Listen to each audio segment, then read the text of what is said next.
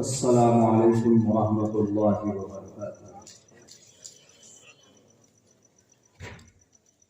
ان الحمد للہ نحمده ونستعینه ونستغفره ونؤمن به ونتوکل علیہ ونعوذ باللہ من شرور انفسنا ومن سیئات اعمالنا من يهده الله فلا مضل له ومن يضلله فلا هادي له ونشهد أن لا إله إلا الله ونشهد أن محمدا عبده ورسوله أما بعد فأعوذ بالله من الشيطان الرجيم بسم الله الرحمن الرحيم ومن الناس من يشتري لهو الحديث ليضل عن سبيل الله وقال الله تبارك وتعالى في القرآن المجيد وقال فتية آمنوا بربهم وزدناهم هدى وربطنا على قلوبهم إذ قاموا فقالوا ربنا رب السماوات والأرض صدق الله العظيم قال النبي صلى الله عليه وسلم شاب نشأ في عبادة الله فهو في الجنة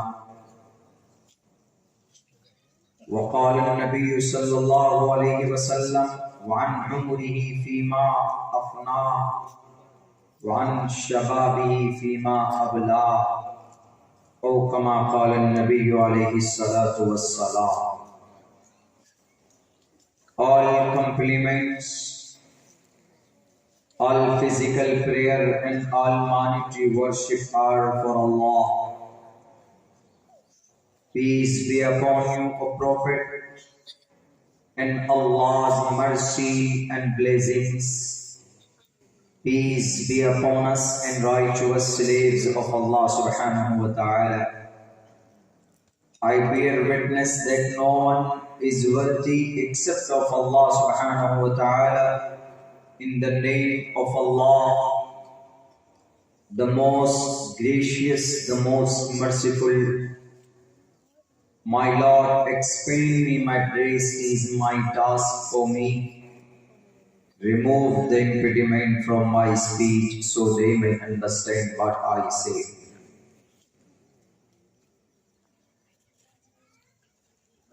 मात्रमान पित्रमान चार्यवान पुरुषो वैदव प्रशस्ता धार्मिकी विदिति यस्य समास्मगमा रुद्रवो गिरीवा अश्रैत पिशाच अव ब्रह्मा दुविशो जहि प्यारो नाम परजाम जहि ओम नमो भगवते वासुदेवाय विश्वेश्वरा आदि पुरुष अपरंपार अल्लेख पुरुषा नमः। ओम सहनावतु सहनो भुनक्तु सर्वीर्यं कर्मामहे तेजस्वनावधीतवस्तु मा विद्विषावहे ब्रह्मानंतमनादि विश्वपूर्तजम् सत्यं परम शाश्वतम् विद्या यस्य सनातनी निगम हृदय। ओम शांति ओम शांति ओम शांति। सदर महफिल, स्टेज पर मुअज़्ज़ज़ उलमा किराम और इस जलसे के बैनर तले जमा होने वाले हमारे दीनी ईमानी भाइयों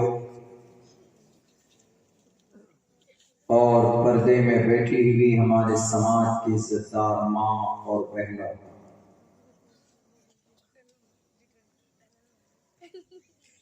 अभी मैंने आप लोगों के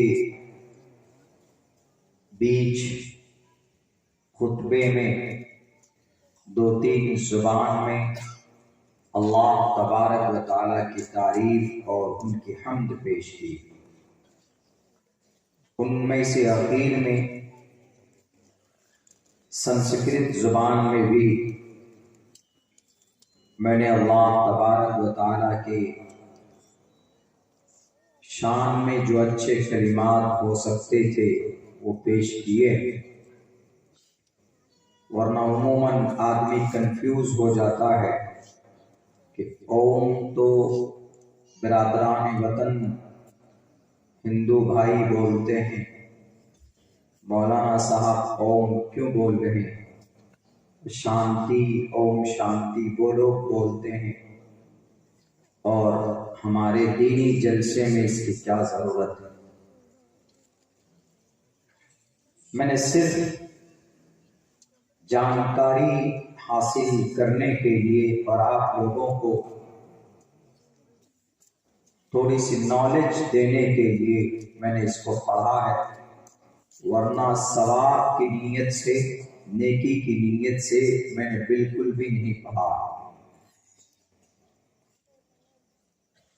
بلکہ جو عربی زبان میں اللہ تبارک و تعالیٰ کی تعریف اور اللہ کا کلام سننے میں جو مزہ آتا ہے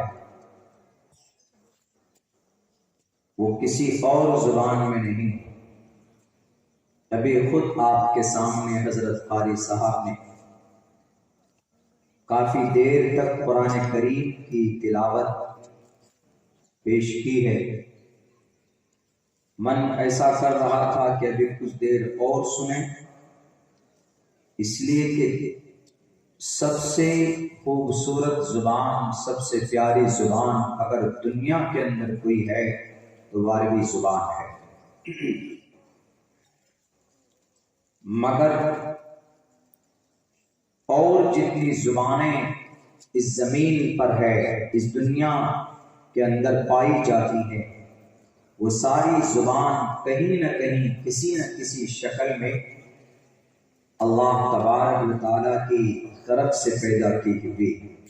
اختلاف السنتکم و الوانکم، چاہے وہ انگریزی زبان ہو، چاہے وہ اردو یا ہندی یا فارسی، کوئی بھی لینگویج ہو، وہ سب اللہ کی طرف سے، اور زبان سیکھنے میں ایز اے لینگویج، بولنے کے لیے، سمجھنے کے لیے کوئی برائی نہیں ہے۔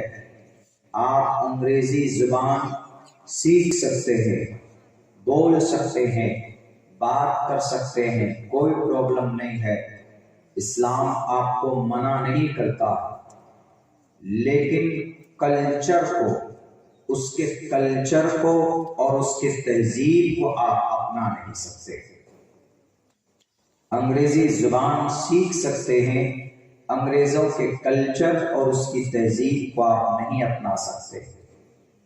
دنیا کی اور اچھی اچھی زبانیں سیکھ سکتے ہیں، فرینچ سیکھ سکتے ہیں، لیکن وہاں کے تہذیب اور کلچر آپ کے قرآن و شریعت کے خلاف ہو تو آپ اس کو اپنا نہیں سکتے۔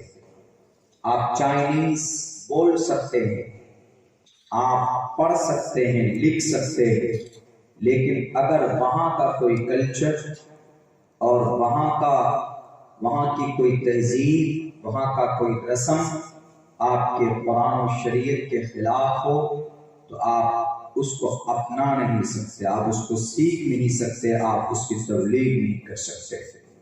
تو اوم شانتی اوم شانتی، یہ سنسکرت میں اللہ تبارک و تعالیٰ کی کبریائی ہے، اللہ کے صفاتی نام ہے اصل میں۔ تو اگر کوئی اعتراض کرے کہ جب اللہ کے صفاتی نام ہے تو اس کو پڑھنا جائز ہو سکتا ہے، پڑھ سکتے ہیں کیا؟ ہم پڑھ نہیں سکتے، اس لیے نہیں پڑھ سکتے کیونکہ اوم شانتی عموماً کیا؟ عموماً خصوصاً دونوں ہمارے بھارت کے اندر وہ لوگ اس کو پڑھتے ہیں بطور پنیہ عبادت سمجھ کر، جو ایک ایشور کی، ایک پرماتما کی بھکتی نہیں کرتے ہیں، بلکہ انیک ایشور کو مانتے ہیں اور الگ الگ طریقے پر عبادت کرتے ہیں. اور اللہ کے نبی کی حدیث ہے من تشبہ بقوم فہو منہم. اگر آپ ٹوپی اور داڑھی والا اگر اس کو پڑھیں گے تو دوسرا کوئی آدمی دیکھے گا کہے گا کہ ارے یہ تو سناتن دھرمی ہے، سر پہ ٹوپی اور داڑھی ہے، تو وہ کنفیوز ہو جائے گا، وہ شبے میں پڑ جائے گا آپ کے تعلق سے. اسی لیے آپ نہیں پڑھ سکتے. یہ ہمارے ہندوستان کے اندر ہندو بھائی پڑھتے ہیں جن کے یہاں ایک ایشور کا عقیدہ ہے، لیکن وہ انیک ایشور کی پوجا اور پرارتھنا کرتے ہیں. جیسے ہمارے یہاں ایک اللہ کا عقیدہ ہے تو ہم ایک اللہ ہی کی عبادت کرتے ہیں. قل هو اللہ احد، اللہ ایک ہے تو ہم ایک اللہ ہی کی عبادت کرتے ہیں. ایاک نعبد و ایاک نستعین، اے اللہ ہم تیری ہی عبادت کرتے ہیں اور تجھ ہی سے مدد طلب کرتے ہیں، تیرے سوا کوئی نہیں ہے. ہر ایک مسلمان کا یہی عقیدہ ہے کہ اللہ ایک ہے، ہم ایک اللہ ہی کی عبادت کرتے ہیں. اگر کوئی مسلمان اللہ کے علاوہ کسی اور کی عبادت کرتا ہے، اللہ کو چھوڑ کر ذرہ برابر آمیزش کر دیتا ہے اللہ کی ذات کے ساتھ، تو پھر وہ مکمل مومن نہیں ہے، اس کے ایمان کے اندر کمی ہے. یہ عقیدتاً ہمارے ہندوستان کے اندر ہندو بھائی شاید کچھ تعداد میں اس پروگرام میں بھی شریک ہوئے ہیں. ان کے یہاں ایشور ایک ہے، سعیش ایک ایک وردیک ایوا، اس کا مطلب ایک ایشور ہے لیکن ایک کی بندگی نہیں کرتے ہیں. تسیتی بھکتیوان سے شیاما، ہم ایک ہی کی بندگی کرتے ہیں، آدیش بھی ہے. مگر نالج اور جانکاری نہ ہونے کی وجہ سے اپنی ایشوریہ گرنتھ کے احکامات کو بھلا بیٹھے ہیں، غلط دشا میں چلے جا رہے ہیں.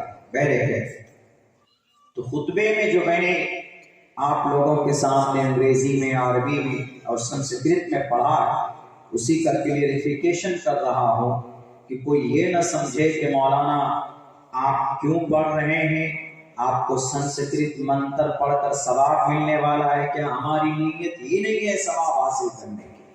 ہمارا مقصد ہے صرف کہ ہمارا اللہ ایسا ہے کہ اللہ کی تعریف انگریزی میں بھی ہے، سنسکرت میں بھی ہے، فارسی میں بھی ہے، اور عبرانی، تبرانی، سریانی، ہر لینگویج میں اللہ تبارک و تعالیٰ کی کبریائی اور ان کی صفات کا تذکرہ ہے. اوم وشنو برہما شیو الخالق رب العالمین القہار کا سنسکرت میں ترجمہ ہے وشنو برہما شیو، اور اس وشنو برہما شیو کا شارٹ نیم ہے اوم. اوم نمہ،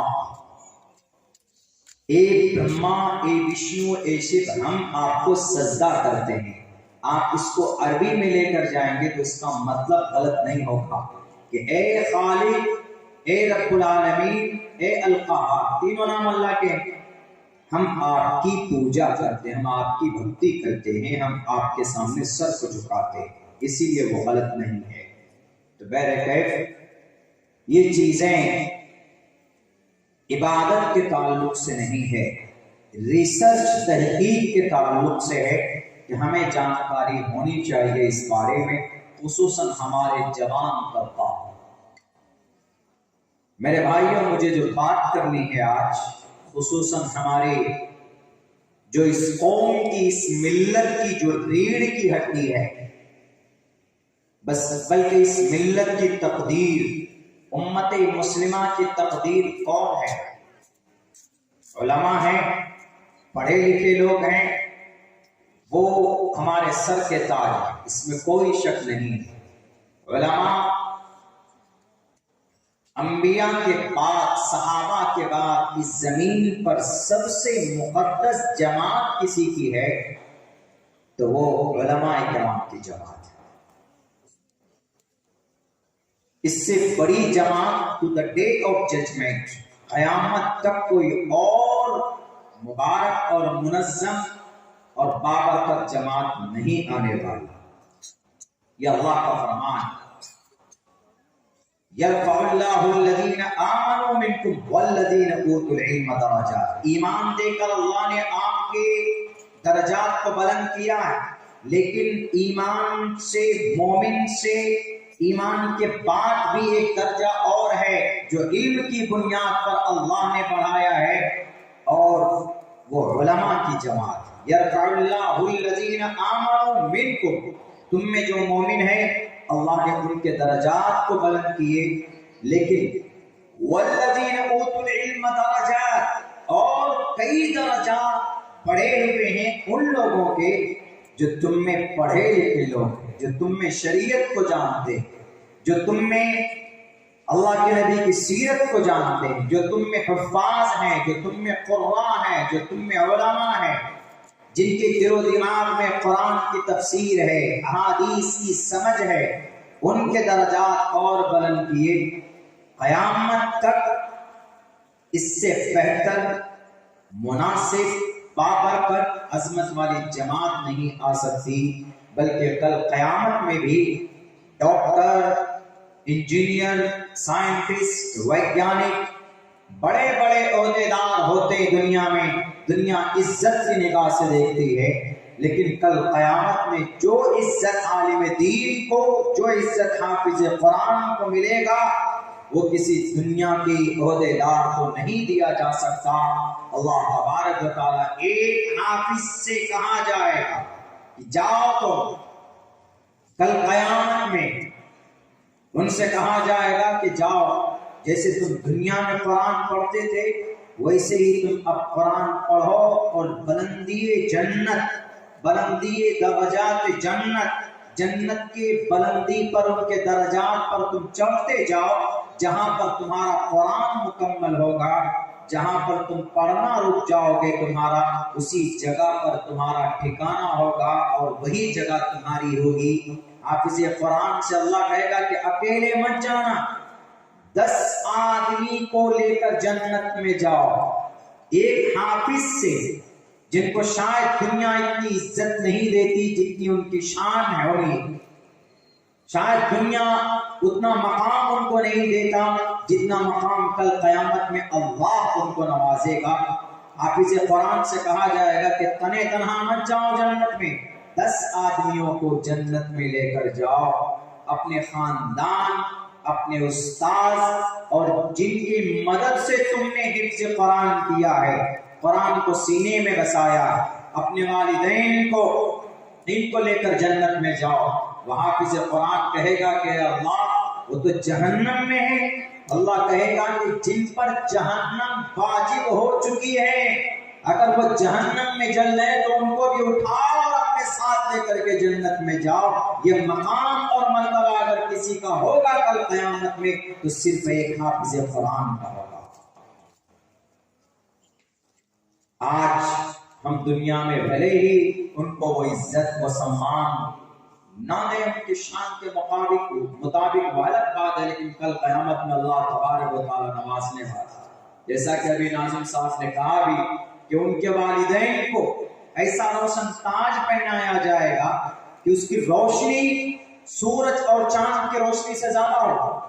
لوگ سوال کریں گے کہ who's that؟ کون ہے یہ تو ادنا مزدور تھا، کوئی مقام نہیں تھا، کوئی بہت بڑا نام بھی نہیں تھا، کوئی ادیوگپتی نہیں تھا، کون ہے یہ؟ تو اس سے کہا جائے گا کہ یہ وہ لوگ ہیں، یہ وہ ماں باپ ہیں، یہ وہ خوش نصیب ہیں جنہوں نے اپنے بچے کو حافظ قرآن بنایا تھا۔ میرے بھائیوں، میرے نوجوانوں، میرے ساتھیوں، اللہ تبارک و تعالیٰ دینا چاہتا، کل قیامت میں انشاءاللہ تبارک و تعالیٰ پتا چلے گا کہ کس کا مقام کتنا بلند ہے، کتنا بڑا ہے۔ یہ دنیا چند روز کے لیے ہے، ختم ہو جائیں گے ساری چیزیں. اس لیے کوشش کرو اپنی زندگی کے اندر اپنے آپ کو کچھ بنانے کے لیے. سب سے بہتر اس قوم کی ریڑھ کی ہڈی، اس قوم کا مغز، اس قوم کا یہ کہیے کہ تقدیر اگر کوئی ہے، کون ہے؟ کہ ہمارے نوجوان، ہمارے چھوٹے بچے. ان کا صحیح راستے پر ہونا بہت ضروری ہے. آپ کہیں گے کہ مولانا کوئی رول ماڈل ہے نا؟ اللہ کے نبی کی پوری زندگی رول ماڈل ہے. نبوت سے پہلے کی زندگی دیکھو. 40 سال کے بعد اللہ کے نبی کو 40 سال کی عمر ہوئی تو نبوت دی گئی. ٹوٹل انبیاء کو 40 سال میں نبوت دی جاتی، ٹوٹل جتنے بھی انبیاء آئے، ایک آدھ کو چھوڑ کر مستثنا. کیوں؟ اس لیے کہ 40 سال کی عمر تک عقل مکمل ہو جاتی. 40 سال سے آگے عقل نہیں بڑھتی، تجربہ بڑھتا ہے، ایکسپیرینس بڑھتا ہے. تو اسی لیے اللہ نے شاید علماء مفسرین نے، فقہاء کرام نے یہی بتایا ہے کہ 40 سال کی عمر عقل مکمل ہو گئی، اب نبوت دی جاتی ہے اللہ کی طرف سے. اللہ کے نبی علیہ السلام کو نبوت 40 سال میں ملتی ہے. 40 سال کے بعد کی زندگی ہمارے لیے مشعل راہ ہے. اس سے پہلے کی نہیں. اللہ کے نبی کی زندگی ایسی ہے کہ جو بچپن کی بھی زندگی مشعل راہ ہے ہمارے لیے. کسی کی زندگی نہیں، محمد رسول اللہ کی زندگی بچپن کی دیکھو، جوانی کی دیکھو، نبوت کے وقت کی دیکھو، نبوت کے بعد کی دیکھو، وہ تو ہے ہی اسوہ ہمارے لیے. لیکن جوانی کی زندگی اللہ کے نبی علیہ السلام، ہمارا جوان اللہ کے نبی کی جوانی کی زندگی کے اوپر ریسرچ نہیں کرتے، اس کو پڑھتے نہیں، اس پر غور نہیں کرتے. اللہ کے نبی علیہ السلام کو انگریز جو دشمن ہے وہ کہتا دہندرے ایک کتاب پڑھیے اٹھا کر، پہلے نمبر پر اگر کسی کا نام لکھتا ہے وہ انگریز، پہلے نمبر پر. کہ اگر اس کائنات میں اگر جوان اپنی زندگی کو سدھارنا چاہتے، اگر کسی کی زندگی ہر ایک انسان کے لیے ایک مشعل راہ ہے، ہدایت کا ذریعہ ہے، وہ صرف ایک نام ہے. وہ نام ہے last prophet according to the Islam, Muhammad رسول اللہ صلی اللہ علیہ وسلم کی زندگی. اور ہمارا جوان تو آج کل جناب نہ معلوم.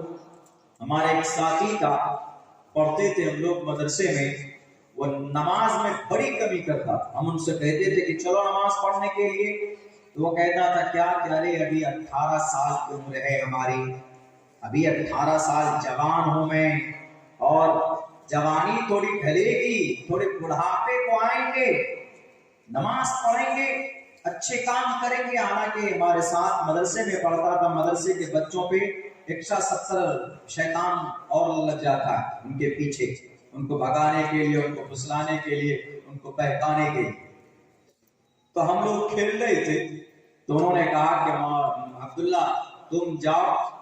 تبلیغ میں ہم لوگ جاتے تھے، 24 گھنٹے کی ترتیب بنتی ہے مدرسے میں جماعت میں جانے کے لیے.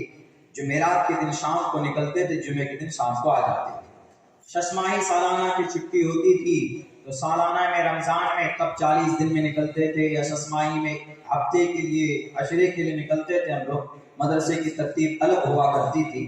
تو ہم ان سے کہتے تھے چلو ذرا نماز پابندی ہو جائے گی، 24 گھنٹے میں کنٹینیو نماز پڑھ لو گے، یہاں بیٹھ کر تم کرکٹ کھیلتے کچھ نہیں. وہی بولتا تھا کہ نہیں جاؤں گا. 15 اگست کا دن تھا، آ کے نہیں کوئی بات نہیں، 2-3 دن کی چھٹی ہوگی، میں گھر سے گھوم کے آتا. نماز کے لیے ہے پوری زندگی پڑھیں گے. وہ اسی دن گھر کے لیے نکلا، اسی دن رات کو اس کا انتقال ہو جاتا ہے. اور ایسی موت اس کو ملی کہ وہ تو شہید ہوا، ایکسیڈنٹ ہو گیا تھا اس کا. وہ ٹرین میں بیٹھا تھا، تو ٹرین میں شاید گیٹ پر کھڑا تھا یا بیٹھا تھا، نیند آئی رات کو، تو وہ گرتا ہے تو اس کی باڈی، اس کی لاش تک کسی کو نہیں ملی. اس کو اسی دن میں کیا بول رہا تھا، ابھی پوری زندگی پڑی ہوئی، اسے نہیں معلوم کہ ابھی پوری 24 گھنٹے کا بھی سفر وہ مکمل نہیں کر پائے گا. اسی لیے میرے نوجوانوں، اللہ کے نبی علیہ الصلوۃ والسلام کی ایک حدیث ہے جو میں نے پڑھا، شاب نشأ فی عبادت اللہ، ایسی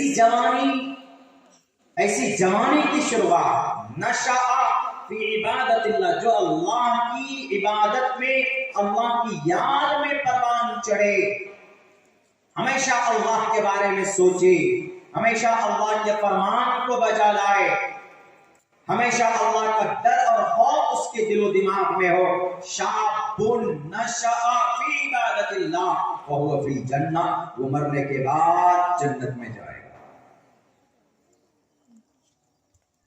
بوڑھے آدمی، عمر دراز آدمی اگر تہجد پڑھتے ہیں، فرائض ادا کرتے ہیں تو اللہ اتنا خوش نہیں ہوتا، لیکن ایک جوان، ایک ینگ گرم خون کا لڑکا اگر کوئی مسجد میں جا کر نماز پڑھتا ہے یا اور دوسرے شر و فساد سے بچ کر اللہ کے خوف اور ڈر سے اچھا عمل کرتا ہے تو اللہ اتنا خوش ہوتا ہے، اتنا خوش ہوتا ہے جس کی کوئی انتہا نہیں۔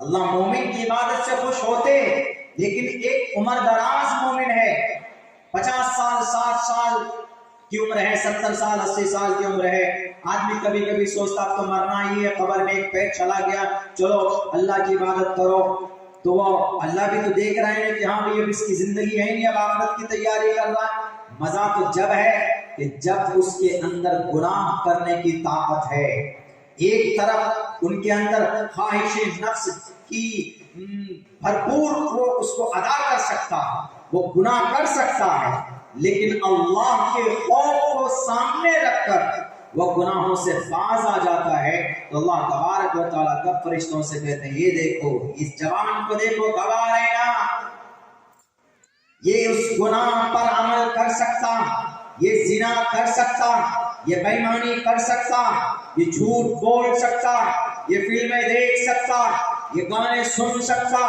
یہ قرآن کریم کی تلاوت نہیں کرتا، قرآن کریم کو چھوڑ سکتا، شریعت کے خلاف قدم اٹھا سکتا، جوانی ہے، ینگ ہے، خون میں گرمی ہے، لیکن میرے ڈر کی وجہ سے کبھی بھی اس کی نماز نہیں چھوٹتی، میرے ڈر کی وجہ سے کبھی بھی جھوٹ نہیں بولتا، میرے ڈر کی وجہ سے، میرے خوف کی وجہ سے کبھی بھی موبائلوں کے اندر فحش چیزیں نہیں دیکھتا، میرے ڈر کی وجہ سے میرے خلاف ایک پل اپنی زندگی گزارنے کے لیے تیار نہیں ہے۔ گواہ رہنا اس جوان کے لیے، اس جوان کے طرف سے کل قیامت میں انہی نوجوانوں کے لیے ہے شاب نشأ فی عبادت اللہ وہو فی الجنہ، کہ آدمی کے اندر طاقت ہے گناہ کرنے پر، آدمی کے اندر جرأت ہے فساد کرنے پر، کسی کے اوپر ظلم و زیادتی کرنے پر، مگر اپنے آپ کو کنٹرول کیے ہوئے ہے کہ اگر میں نے ظلم کیا ہے یا اگر میں نے گناہ کر لیا ہے تو کل قیامت میں اللہ تبارک و تعالیٰ کے سامنے کیا شکل دکھاؤں گا، کیا منہ لے کر حاضر ہوں گا، تو اللہ تبارک و تعالیٰ اس وقت بہت زیادہ خوش ہوتے ہیں کہ یہ دیکھو جوان ہے لیکن میرے ڈر کی وجہ سے گناہ نہیں کر رہا ہے۔ اس لیے فرشتوں یاد رکھنا، گواہ رہنا اس جوان کے لیے، میں اس کے سارے زندگی کے چھوٹے جتنے بھی گناہ ہیں سب کو معاف کرتا ہوں۔ شاب نشأ فی عبادت اللہ وہو فی الجنہ۔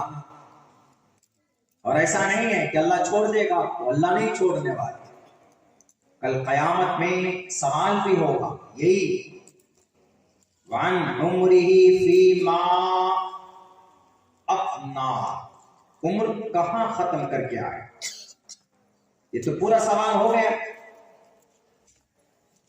14 سال کی جب بالغ ہوئے تب سے لے کر موت تک، بالغ نہیں نابالغ ہیں آپ سے سوال نہیں ہوگا، لیکن جب بالغ ہوئے اسی دن سے لے کر موت تک آپ سے سوال ہوگا۔ وَعَنْ عُمْرِهِ فِي مَا أَفْنَى، بات کمپلیٹ، لیکن نہیں، اللہ نے ایک اسپیشل سوال قائم کیا۔ اللہ کے نبی فرماتے ہیں ایک اور الگ طریقے سے سوال ہوگا، وَعَنْ شَبَابِهِ فِي مَا أَبْلَى، اپنی جوانی کہاں بتا کر آئے۔ ابلا کے معنی پرانا کرنا، 14 سال سے لے کر 40 یا 50 سال کی عمر، یہ اسپیشل ٹائم ہے، یہ کہاں ختم کر کے آئے۔ وَعَنْ شَبَابِهِ فِي مَا أَبْلَى، کہاں بتا کر آئے۔ اور اس میں یہاں پر ذمہ داری بنتی ہے کن کی؟ ہمارے پیرنٹس کی، ہمارے گارجن لوگوں کی۔ ہمارے گارجن بھی کبھی سمجھتے ہیں نہیں جیسا ہے جیسا کرے گا ویسا بھرے گا، کبھی ان کو آرڈر کرنے یا تنبیہ کرنے کی توفیق نہیں ہوتی، غلط بات ہے۔ اللہ کے نبی علیہ السلام فرماتے ہیں کلکم رائن و کلکم مسئول عن رعیتہ۔ یہ مت سوچو کہ آپ حاجی صاحب ہیں، نمازی صاحب ہیں تو آپ چھوٹ جاؤ گے۔ اگر آپ کا بیٹا بے نمازی ہے، شرابی ہے، جواری ہے، آپ کا بیٹا اگر شریعت کے خلاف زندگی گزارتا ہے تو آپ کی نماز کے ایک طرف اللہ آپ سے پوچھے گا کہ آپ ذمہ دار کے اپنے گھر میں تمہاری بیٹی، تمہاری بیوی اور تمہارا بیٹا نماز نہیں پڑھتا تھا، تم نے کبھی ان کو تنبیہ کی کہ نہیں کی؟ وَأْمُرْ أَهْلَكَ بِالصَّلَاةِ، یہ آرڈر یاد آیا کہ نہیں آیا؟ اس وقت کیا جواب دو گے؟ ہر ایک گارجن سے سوال ہوگا۔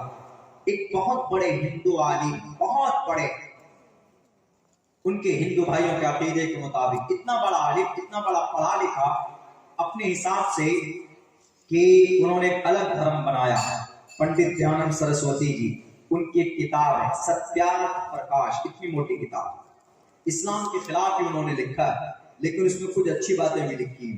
میں جب پڑھ رہا تھا اس کتاب کو، میرے پاس ہے، میں اس پہ ادھین کرتا ہوں، کہیں پہ بھی مل سکتی ہے، ستیارتھ پرکاش۔ اس میں انہوں نے ایک بات بہت اچھی لکھی، یہی اسی حدیث کے مادھیم سے، کلکم رائن و کلکم مسئول عن رعیتہ، ماترمان پترمان چاریاوان پروشو ویدہ، ماترمان پترمان چاریاوان پروشو ویدہ۔ ایک بچہ، اس کا اچھا بننا اور اس کا برا بننا ماں باپ اس کا ذمہ دار ہوتا ہے۔ سمجھایا کیسے؟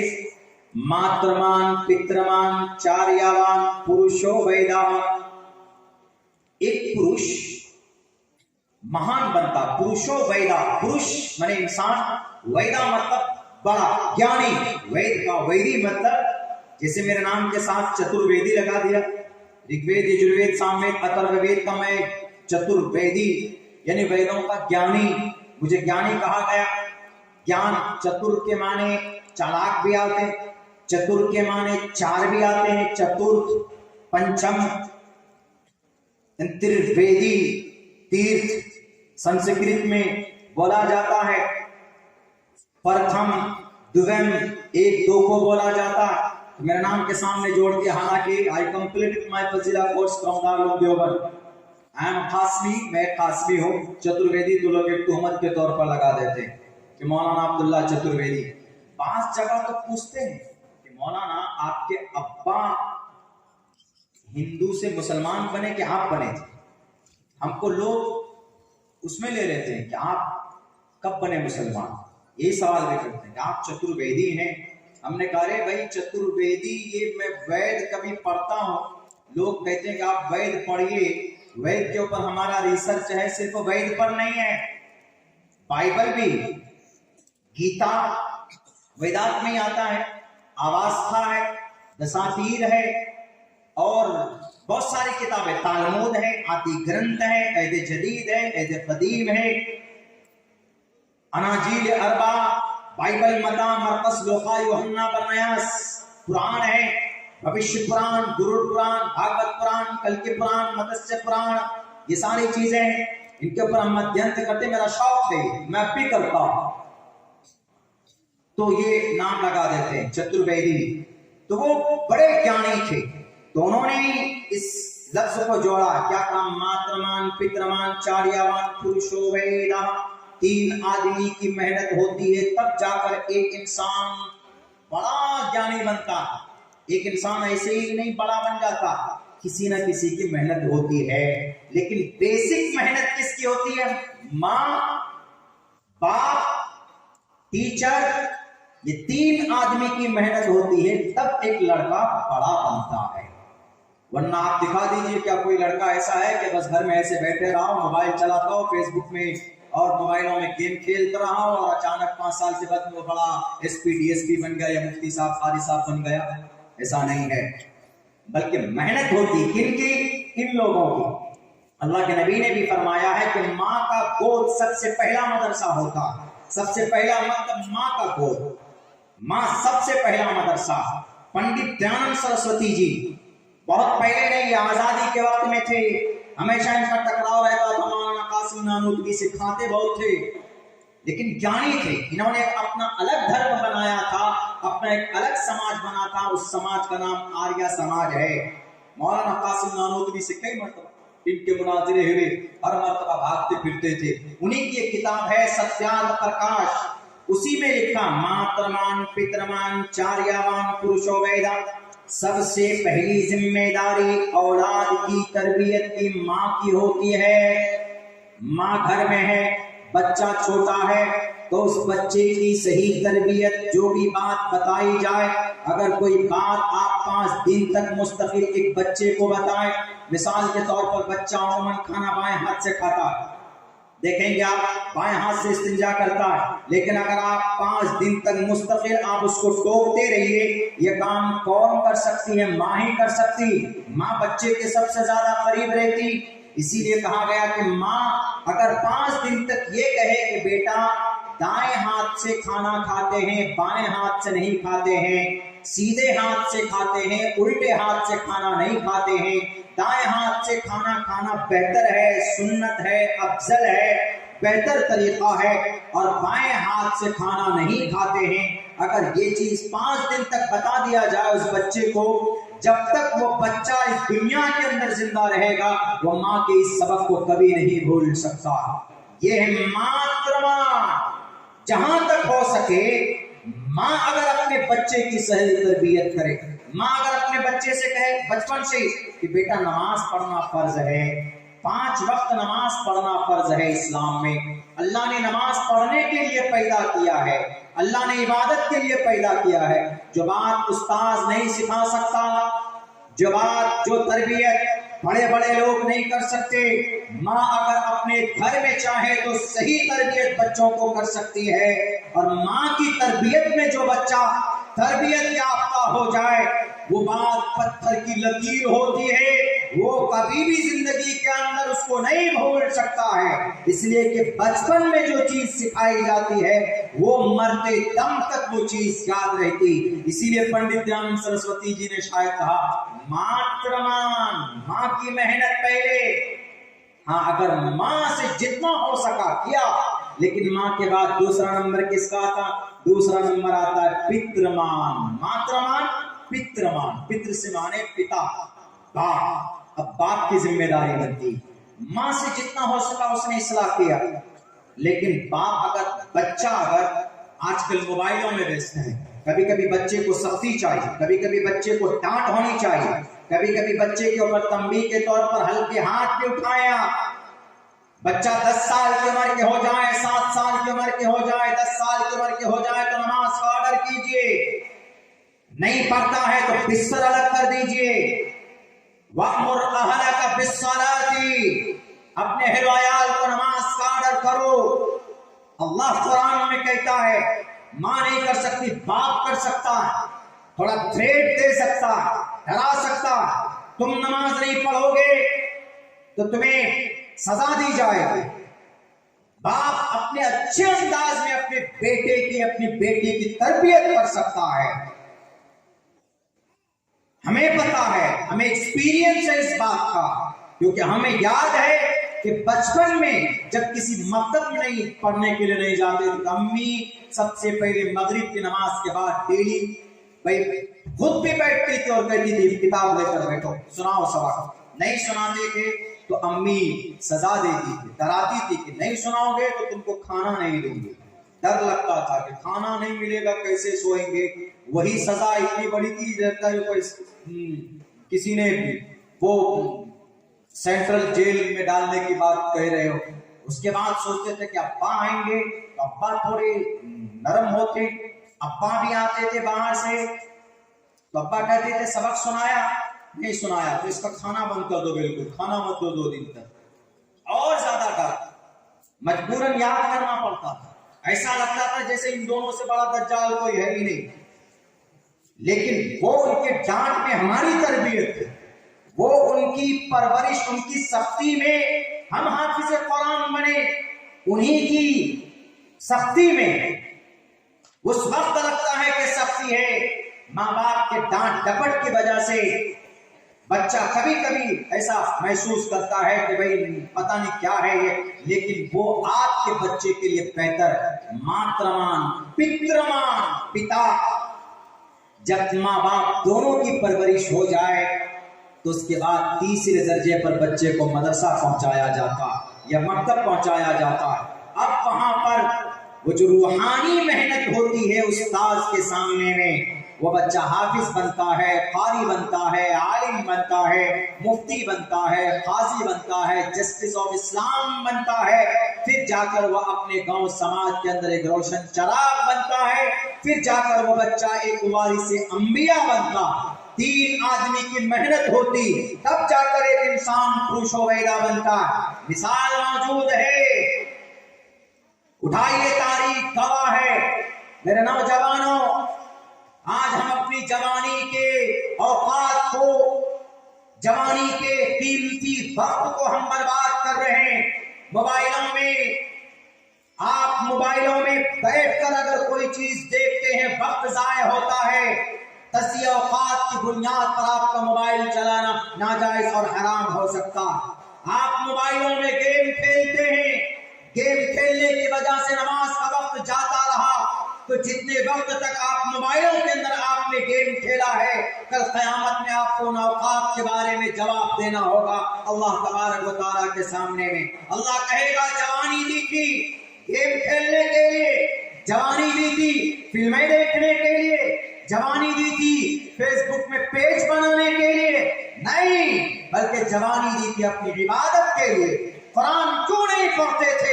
وَمَا خَلَقْتُ الْجِنَّ وَالْإِنسَ إِلَّا لِيَعْبُدُونِ۔ قرآن پڑھو گے، اندر کی روحانیت مضبوط ہوگی، روحانی طاقت مضبوط ہوگی۔ اگر نہیں معلوم ہے، تاریخ گواہ ہے، ہمارے بھارت کے اندر بہت پرانی تاریخ نہیں ہے، بہت نئی قریب کی تاریخ ہے۔ اٹھائیے تاریخ، شیر ہندوستان ٹیپو سلطان کی تاریخ اٹھائیے۔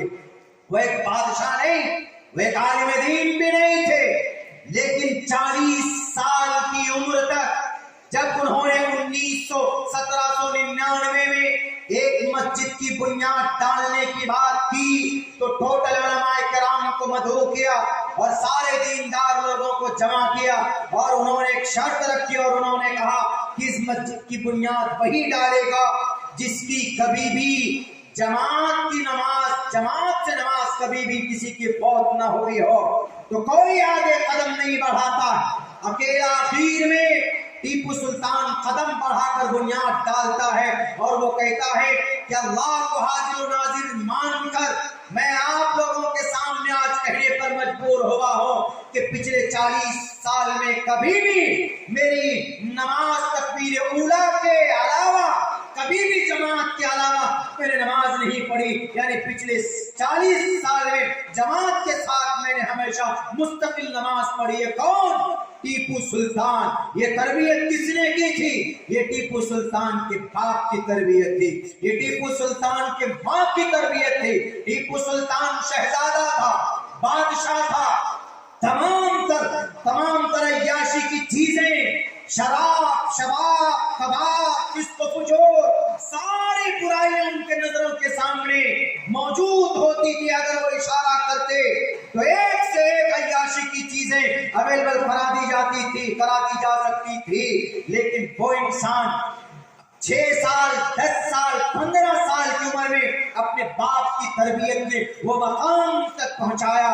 ایک ان کے گھر میں چھوٹے سے کم پڑھے لکھے عالم دین آتے تھے، ان کی صحیح تربیت نے، ان کی ماں کی صحیح تربیت نے وہ ٹیپو سلطان ہر دن نماز فجر کے بعد ایک پارہ قرآن کریم کی تلاوت کرتا تھا۔ بادشاہ ضرور تھا، دنیا کا کام ایک طرف، رعایا کے کام ایک طرف، سنبھالنا اسٹیٹ کو، علاقے کو ایک طرف، لیکن فجر کی نماز کے بعد بلانا تھا قرآن کریم کی ایک پارہ تلاوت کیا کرتے تھے۔ اور فجر کے اذان سے پہلے تہجد کا وقت ہوتا، قبولیت کی گھڑی ہوتی، جہاں ہمارے نوجوان راتوں کو موبائل کے گیم میں گھسے رہتے ہو۔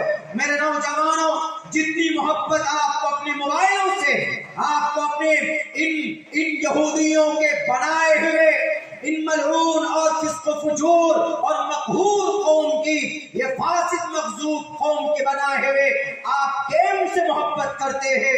अगर उतनी मोहब्बत आपको अल्लाह और उसके रसूल से हो जाए तो आप जमीन पर दुआ करोगे, अल्लाह आपके मसाइल का हल आसमान से करके भेजेगा।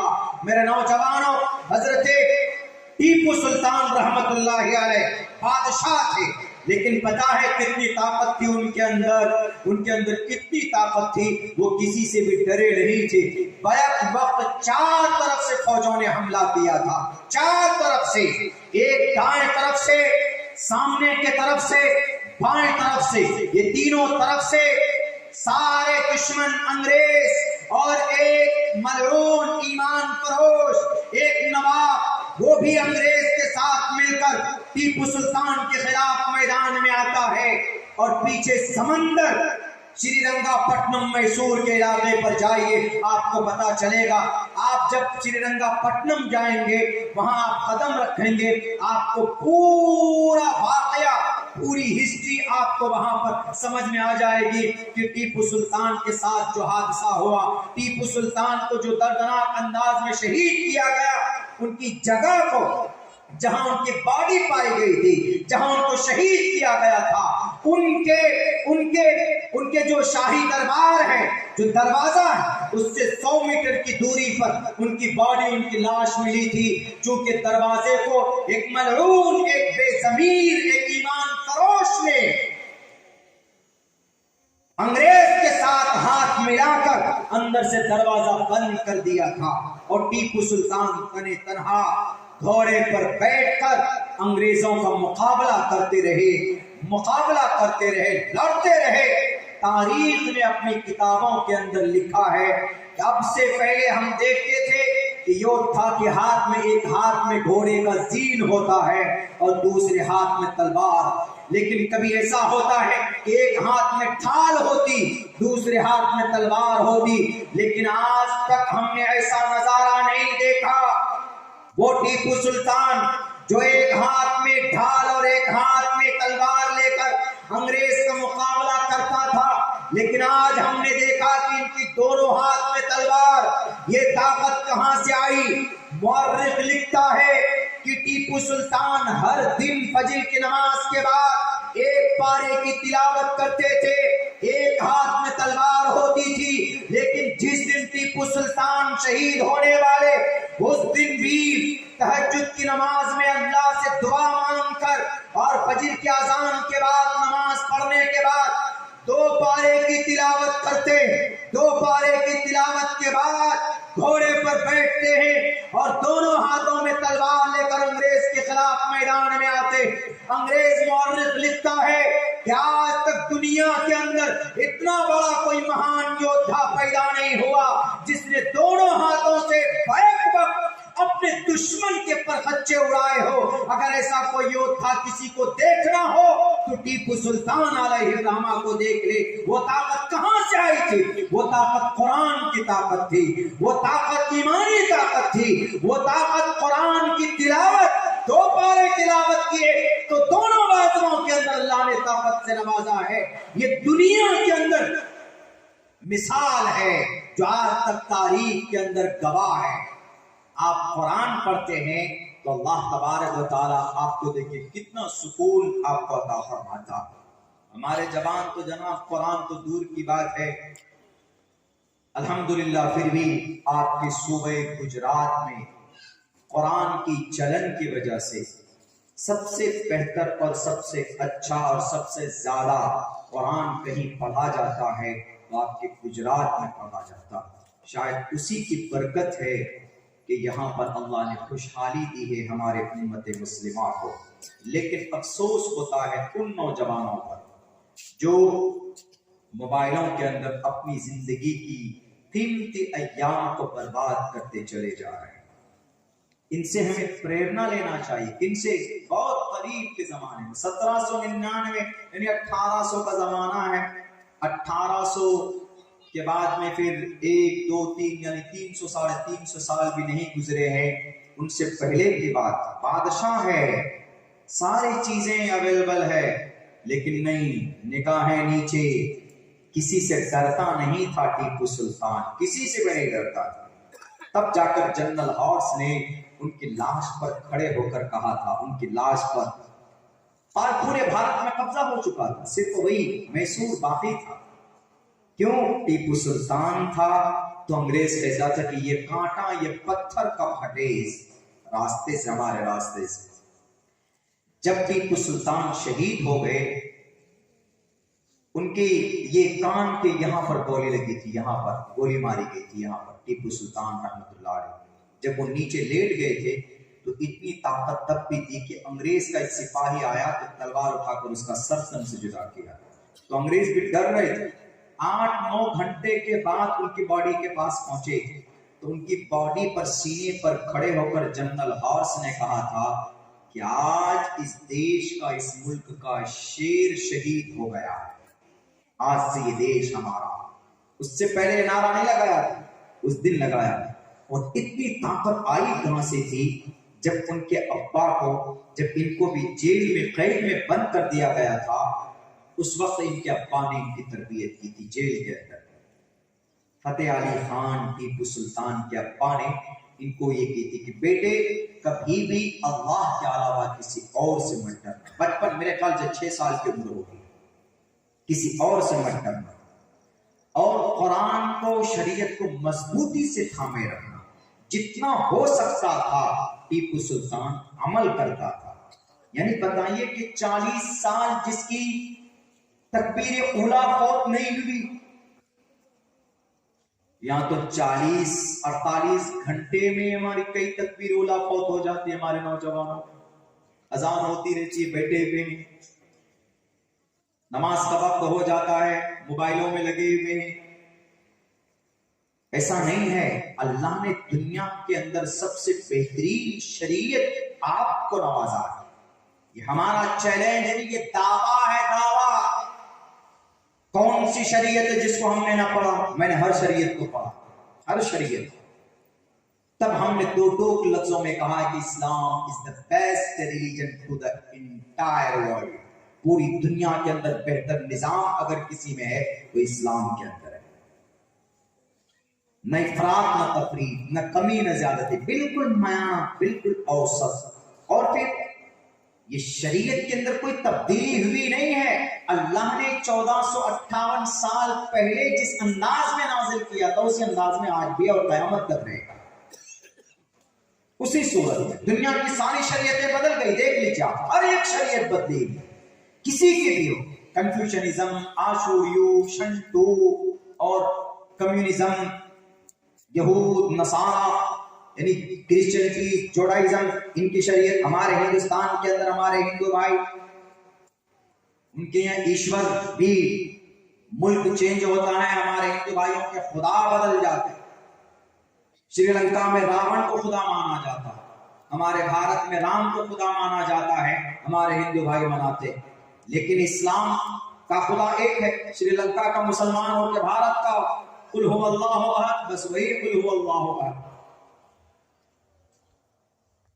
ہم لوگ نماز پڑھتے ہیں، اللہ کا آرڈر ہے، اب 5 وقت کی نماز پڑھتے ہیں۔ ہر کوئی پڑھتا کہ نہیں پڑھتا؟ چاہے تبلیغ والا ہو، دیوبندی ہو کہ بریلوی ہو کہ اہل حدیث ہو، 5 ہی وقت کی نماز پڑھے گا۔ کہیں پر بھی دنیا کے کسی بھی ملک کا مسلمان ہو، کسی بھی مکتب فقہ کا مسلمان ہو، وہ 5 ہی وقت کی نماز ادا کرتا ہے۔ چھوٹے موٹے اختلاف ہوتے ہیں، وہ الگ مسئلہ یہ ہے، لا تبدیل لکلمات اللہ ادب دھانی ورون السورتانی۔ یہ دنیا کے اندر دنیا والوں کو پیغام ہے کہ تم اسلام پر انگلی مت اٹھانا، اس لیے کہ اسلام 1450 سال گزرنے کے بعد بھی ایک نقطہ ادھر سے ادھر نہیں ہوا۔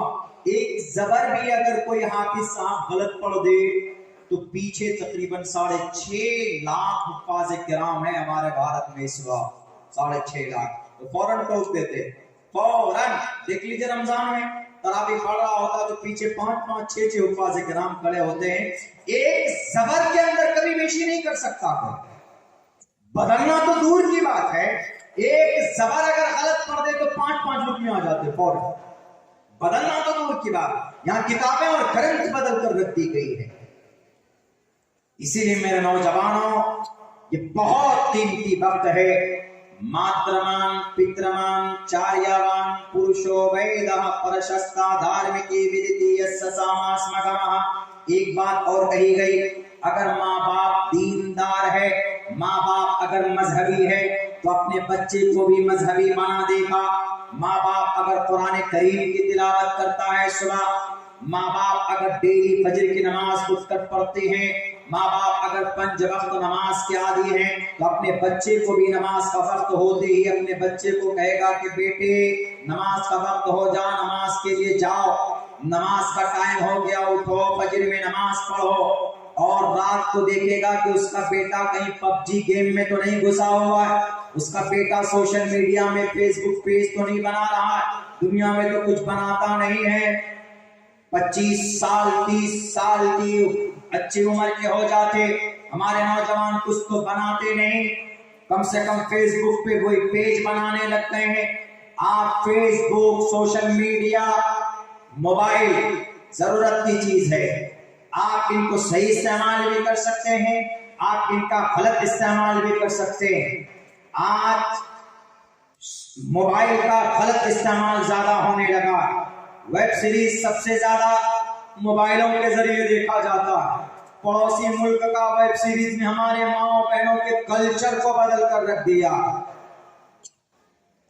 جناب پڑوسی ملک کے ویب سیریز میں یہ اس ڈیزائن کا کپڑا ہے، اس ڈیزائن کا برقع ہے، اس ڈیزائن کا نقاب ہے، پینٹ، وہ اس پر عمل کرتے. وہ بھول جاتے ہیں کہ جنہوں نے قربانی دے دے کر اسلام کو یہاں تک پہنچایا ان کا کون سا طریقہ تھا.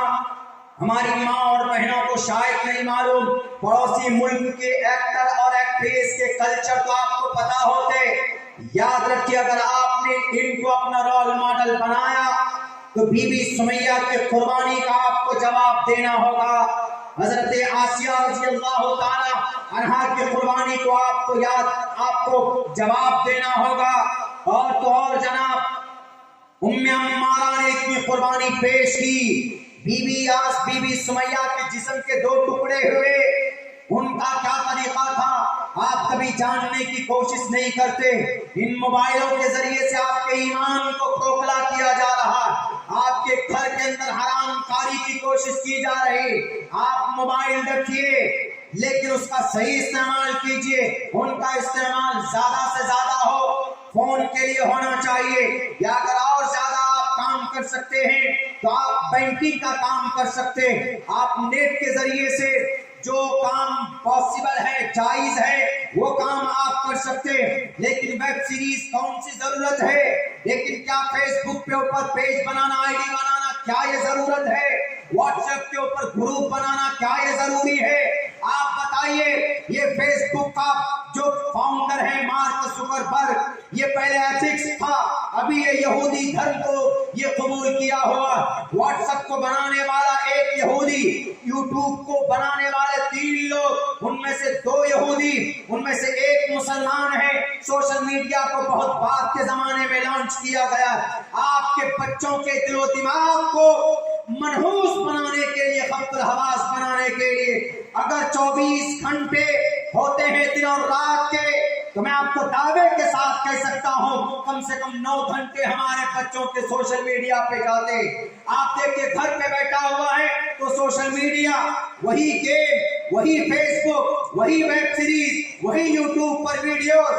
آپ کو اگر یقیناً موبائل سے اتنی محبت ہے تو آپ کتابیں ڈاؤن لوڈ کر لیجئے. 2800 کتاب میرے موبائل کے اندر میں آپ کو دکھا سکتا ہوں. 2800 کتاب میں اپنے موبائل کے اندر آپ کو دکھا سکتا ہوں. اس موبائل کا صحیح استعمال بھی کر سکتے ہیں آپ. یہ یہودیوں کی سازشیں، غلط چیزیں غلط طریقے پر آپ کے موبائل کے اندر انسٹال کیا جاتا ہے اور آپ جناب اس کو فیشن سمجھ کر دیکھتے، کلچر سمجھ کر دیکھتے. ذرا یاد کرو قربانی کن کی؟ اللہ کے نبی علیہ السلام کی. اللہ کے نبی علیہ السلام کے सर पर, उनके कंधे पर ओजड़ियां डाल दी जाती थी। उस वक्त बीबी फातिमा आकर कहती थी कि अल्लाह के नबी अलैहिस्सलाम को क्यों तुम लोग इतना जुल्म सितम करते हो? उनके ऊपर भी जुल्म किया जाता था। हजरत फातिमा रज़ी अल्लाह ताला अन्हा के ऊपर आपकी प्यारी बीवी मरने से पहले भी हजरत अली से वसीयत करते हैं, हे अली, पूरी जिंदगी के अंदर मेरी शक्ल किसी ने नहीं देखी है, लेकिन मैं ये चाहती हूँ कि मरने के बाद भी मेरी शक्ल कोई ना देख पाए। ये होती है तक़वा, ये होती है शरीयत से मोहब्बत। और हम आज ऐसे हैं कि पड़ोसी मुल्क के अंदर कौन सा डिजाइन, कौन सा फैशन अवेलेबल है, आपके लिए रोल मॉडल हमारी समाज की माँ और बहनों अज़वाज मुतहहारात हैं। अल्लाह के नबी अलैहिस्सलाम की प्यारी बीवियां और आप अलैहिस्सलाम की बेटियां, इनकी जिंदगी आपके लिए मशाले राह है, इनकी जिंदगी आपके लिए रोल मॉडल है। कोई एक्टर और एक्ट्रेस जिनके ईमान और अकीदे का पता नहीं, आज हम इनको कहते सलमान खान, शाहरुख खान, पठान, करोड़ों रुपए कमा लिया, यही हमारे रोल मॉडल है, यही खुदा है।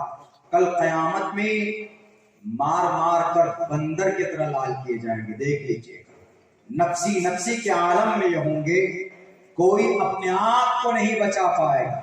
अपने आप को अगर कोई बचा पाएगा, वनहन नफ्सानिल हवा फइन्नल जन्नत हियल महवा, आप बुराई से रुके होंगे तो अल्लाह तबारक व तआला आपका ठिकाना जन्नत करेगा।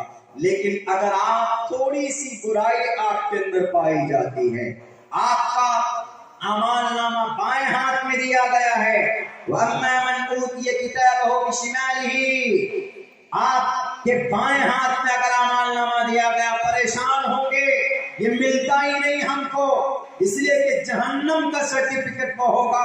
अगर उस हालत में कोई बचाने के लिए आएगा, बताओ, ये फिल्मी दुनिया के ये मजूसी, ये फिल्मी दुनिया के ये बेईमान लोग या आपको बचाने आएंगे?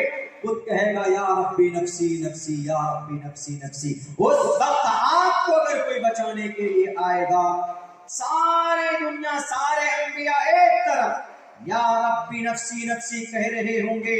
वयक़ूलु आदम सफ़ीयुल्लाहि यौमल क़ियामा, वयक़ूलु आदम सफ़ीयुल्लाहि यौमल क़ियामा, या रब्बी नफ्सी नफ्सी।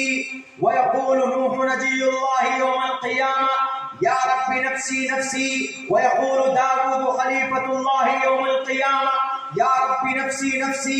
वयक़ूलु सुलैमान साहिबुल ममलकति यौमल क़ियामा, या रब्बी नफ्सी नफ्सी। वयक़ूलु इब्राहीम खलीलुल्लाहि यौमल क़ियामा, या रब्बी नफ्सी नफ्सी। वयक़ूलु इस्माईल ज़बीहुल्लाहि यौमल क़ियामा, या रब्बी नफ्सी नफ्सी। वयक़ूलु यूसुफ सिद्दीक़ुल्लाहि यौमल क़ियामा, या रब्बी नफ्सी नफ्सी। वयक़ूलु मूसा कलीमुल्लाहि यौमल क़ियामा, या रब्बी नफ्सी नफ्सी। वयक़ूलु ईसा रूहुल्लाहि यौमल क़ियामा, या रब्बी नफ्सी नफ्सी। वयक़ूलु रसूलुना व नबियुना व हादियुना शफीउना मुहम्मद सल्लल्लाहु अलैहि वसल्लम यौमल क़ियामा, या रब्बी उम्मती, या रब्बी उम्मती।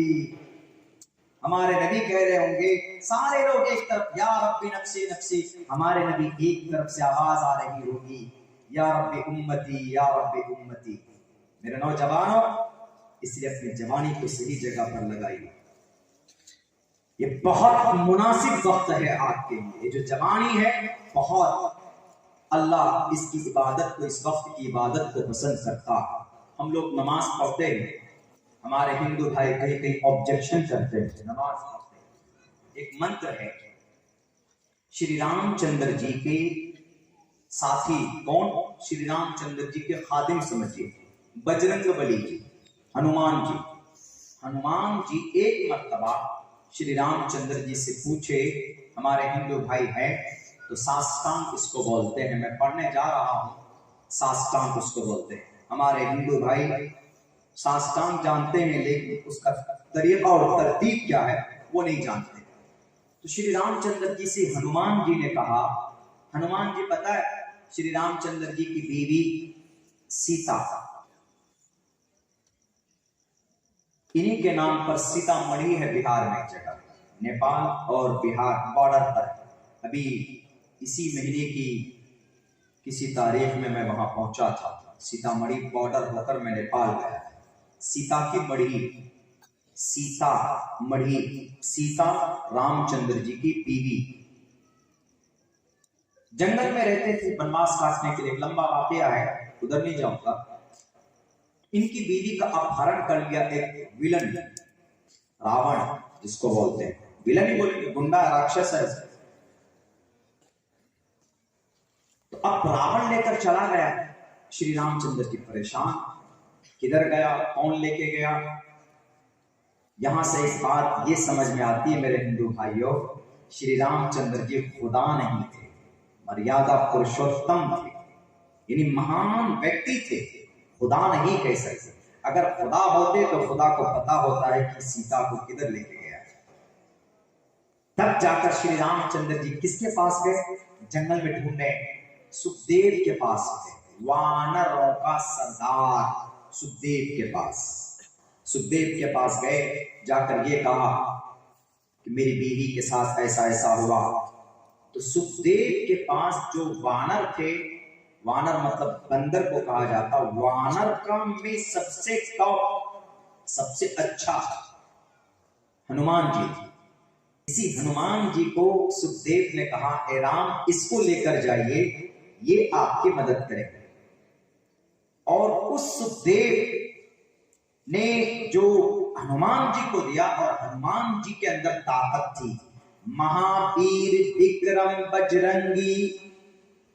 हनुमान चालीसा में पढ़ते हैं, तीसरी लाइन पे ही है, महावीर विक्रम बजरंगी कुंती निवार सुमति के संगी। हमारे हिंदू भाई पढ़ते हैं ना, अगेंस्ट में, अजान के अगेंस्ट में पढ़ते हैं हमारे कुछ नौजवान, कुछ फसादी नौजवान। नॉर्मल हिंदू भाई नहीं पढ़ते, कुछ फसादी नौजवान हैं, तैयार किए गए हैं इस देश के अंदर में लड़ाई के लिए, झगड़ा के लिए, दंगा के लिए। महावीर विक्रम बजरंगी, बड़ी ताकत थी उनमें, लेकिन अपनी ताकत को, जिनके दिमाग में भूसा भरा होता था, उसका निवारण करते थे, यानी उसको ठीक करते थे। कुंती सुमति के संगी, और जो अच्छा होता था उसका साथ देते। उनकी ताकत, कितनी ताकत के मालिक। तो जब ये गए तो खैर जाने के बाद फिर वो रावण का पता चला, रावण के लंके में गए, वहां पर जाकर पूरी लड़ाई लड़ी गई। फिर श्री रामचंद्र जी अपने पूरे सेना के साथ, पूरे चरिंद परिंद के साथ गए। वो जाने के लिए बीच में नदी पड़ती थी, उस नदी के अंदर में छोटे छोटे जानवर भी मुंह में पत्थर और कंकर ला करके उसमें एक पुल बनाया, उसमें एक बांध वजूद में लाया, बिल्ड किया। उसके बाद उसके ऊपर गए, जाने के बाद रावण से मुकाबला किए, तब आए तो एक लंबा अरसा चला। तो उसी बीच में श्री हनुमान जी ने पूछा रामचंद्र जी से, मर्यादा पुरुषोत्तम, जरा हमें बताइए हम साष्टांग कैसे करें। तो वो श्री रामचंद्र जी ने कहा हनुमान को कि साष्टांग तुम करो, पथमादारका जीवा दियोदियन मुजियते तृतीयानं कोडलाकार चतुर्थर देव चंद्र का पंचम विनदो संयुक्ता। पथमादारका, पहले नंबर पर सीधे खड़े हो जाओ, दियोदियन मुजियते थोड़ा सा झुक जाओ, तृतीयानं कोडलाकार कुंडली मारकर बैठ जाओ, पंचम विनदो संयुक्ता, तृतीयानं कोडलाकार पंचम बिंदु संयुक्ता। पांचवें नंबर पर शांति के साथ अपने उस ध्यान से बाहर निकलो। पथमादार का, सीधे खड़े हो जाओ। नमाज में भी तकबीर तहरीमा क़याम यानी सीधा खड़ा होना फर्ज है कि नहीं। दियोदियन मुजियती, दूसरे नंबर पर झुक जाओ। नमाज में भी झुकने की एक तरकीब कब होती है? जब आप रुकू में जाते हैं। तृतीयानं कोडलाकार, तीसरे नंबर पर कुंडली मारकर बैठ जाओ। नमाज में भी जब आप कायदा फिरा में बैठते हैं तो कुंडली मारकर बैठते हैं। एंड पंचम बिंदु संयुक्ता, और पांचवें नंबर पर उस अपनी शांति के साथ अपने उस ध्यान से बाहर आओ। जब आप नमाज से बाहर आते हैं तो कैसे आते हैं? شانتی کے ساتھ السلام علیکم ورحمۃ اللہ، السلام علیکم ورحمۃ اللہ، نماز کی کچھ نہ کچھ بگڑی ہوئی شکل اس ساز کام کے اندر پایا جاتا ہے کہ نہیں پایا جاتا؟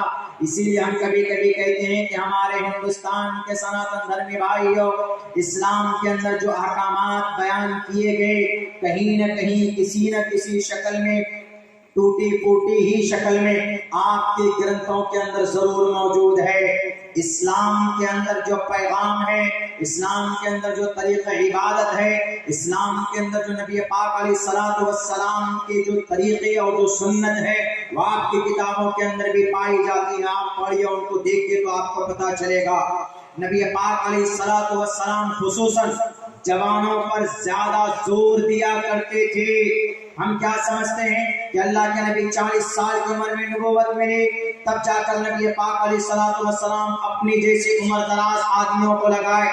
نہیں میرے نوجوان ساتھیوں، حضرت علی رضی اللہ تعالیٰ عنہ 12 سال کی عمر تھی ان کی جب اللہ کے نبی کے پاس آئے اور آ کر کہنے لگے کہ اللہ کے نبی I want to convert my religion into the Islam۔ عربی میں کہی ہوگی، میں انگلش میں نے پڑھا ہے، میں انسائکلوپیڈیا میں جو پڑھا ہے، سیرت میں تو پتہ ہی ہے، لیکن انسائکلوپیڈیا کے میں الفاظ آپ کے سامنے رکھ رہا ہوں۔ اللہ کے نبی علیہ السلام نے کہا کہ why did you come here؟ You have to ask your father۔ تم پہلے جاؤ اپنے ابا سے پوچھو۔ اس وقت اللہ کے نبی کے سرپرست خواجہ ابو طالب تھے۔ اللہ کے نبی بن گئے، لیکن خواجہ ابو طالب ابھی سرپرست ہیں۔ خواجہ ابو طالب کے بیٹے علی 12 سال کی عمر میں اللہ کے نبی کے دربار میں آ کر پوچھتے ہیں کہ اللہ کے نبی I want to convert my religion into the Islam۔ میں مسلمان بننا چاہتا ہوں، آپ کو جو پیغام ملا ہے اللہ کی طرف سے میں اس کو قبول کرنا چاہتا ہوں۔ میرے نوجوانوں، پتہ ہے حضرت علی رضی اللہ تعالیٰ عنہ اس وقت 12 سال کی عمر میں اللہ کے نبی نے جب سوال کیا کہ جاؤ باپ سے پوچھو کہ تم مسلمان بنو گے کہ نہیں بنو گے، تم کو جس باپ نے تمہاری پرورش کی، تم کو پیدا کر کے اتنا بڑا کیا، اس باپ سے پوچھنا تمہارے لیے ضروری ہے۔ تو حضرت علی کا جواب سنیے۔ حضرت علی کہتے ہیں کہ اللہ کے نبی، اے محمد الرسول اللہ، کیوں مجھے کس نے پیدا کیا؟ کہا کہ پیدا کرنے والی ذات تو اللہ کی ہے۔ کہا اچھا ایک بات بتائیے، جس وقت اللہ نے مجھے پیدا کیا یا کرنے کا ارادہ کیا تھا تو میرے باپ سے مشورہ کیا تھا؟ ابو طالب سے پوچھا تھا؟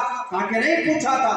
کہا کہ جب اللہ نے پیدا کرتے سمے نہیں پوچھا میرے باپ سے تو میں اس اللہ کے دین کو قبول کرنے کے لیے میں اپنے باپ سے کیوں پوچھوں؟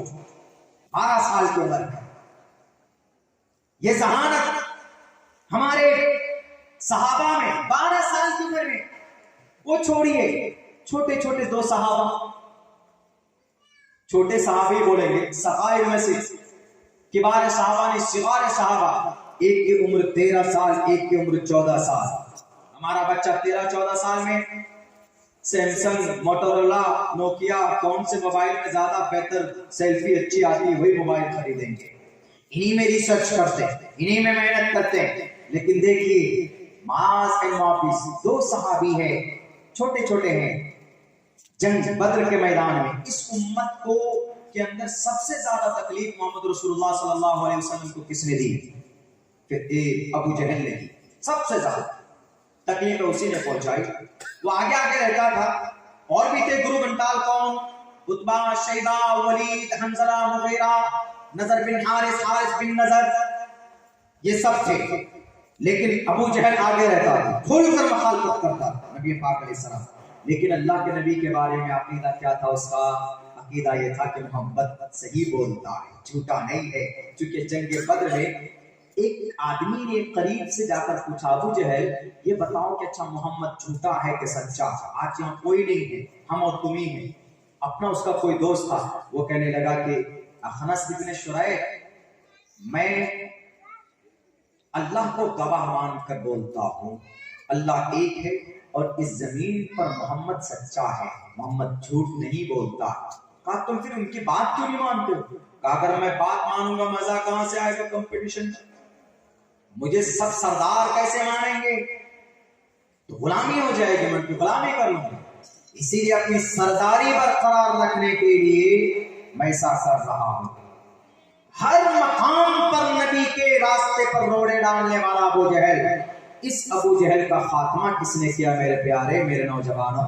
دو چھوٹے بچوں نے، ایک کی عمر 13 سال، ایک کی عمر 14 سال، نام معاذ بن معاویہ، جنگ بدر ہے۔ ابو جہل اپنے لاؤ لشکر لے کر پہنچا مدینے میں، قریب میں بدر کے میدان میں۔ صحابہ کرام 313 ہیں، ایک صحابی بیچ میں اور دونوں طرف یہ دونوں بچے۔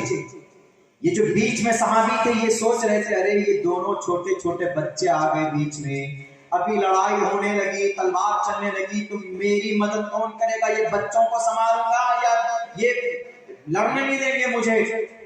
یہ سوچ ہی رہے تھے وہ صحابی۔ اتنے میں معاذ بن معاویہ ایک بولتا ہے کہ چچا آپ ابو جہل کو جانتے ہو؟ تو انہوں نے کہا کیا کرو گے ابو جہل کا؟ کہا کیا کروں گا، نالائق محمد رسول اللہ کو گالی دیتا ہے، آپ چھوڑوں گا نہیں، آپ سے تو پتا تو کون ہے سامنے کفار مکہ کی لشکر۔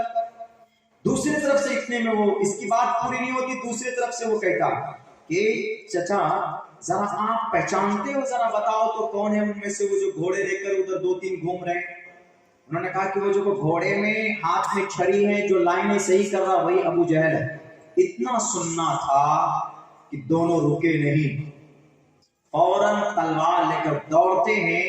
چھوٹے بچے تھے، 13 سال 14 سال کی عمر کے چھوٹے معصوم سے بچے جاتے ہیں اور پوری طاقت کے ساتھ وار کرتے ہیں، تلوار سے وار کرتے ہیں۔ تو ابو جہل گھوڑے پر تھا، گھوڑے کی ہائٹ اتنی تھی کہ اتنی زور سے وار کرتے ہیں تو ابو جہل کی ٹانگ میں یہاں پر تلوار لگتی اور اتنی زور سے تلوار لگی کہ ابو جہل گھوڑے سے نیچے گر پڑا۔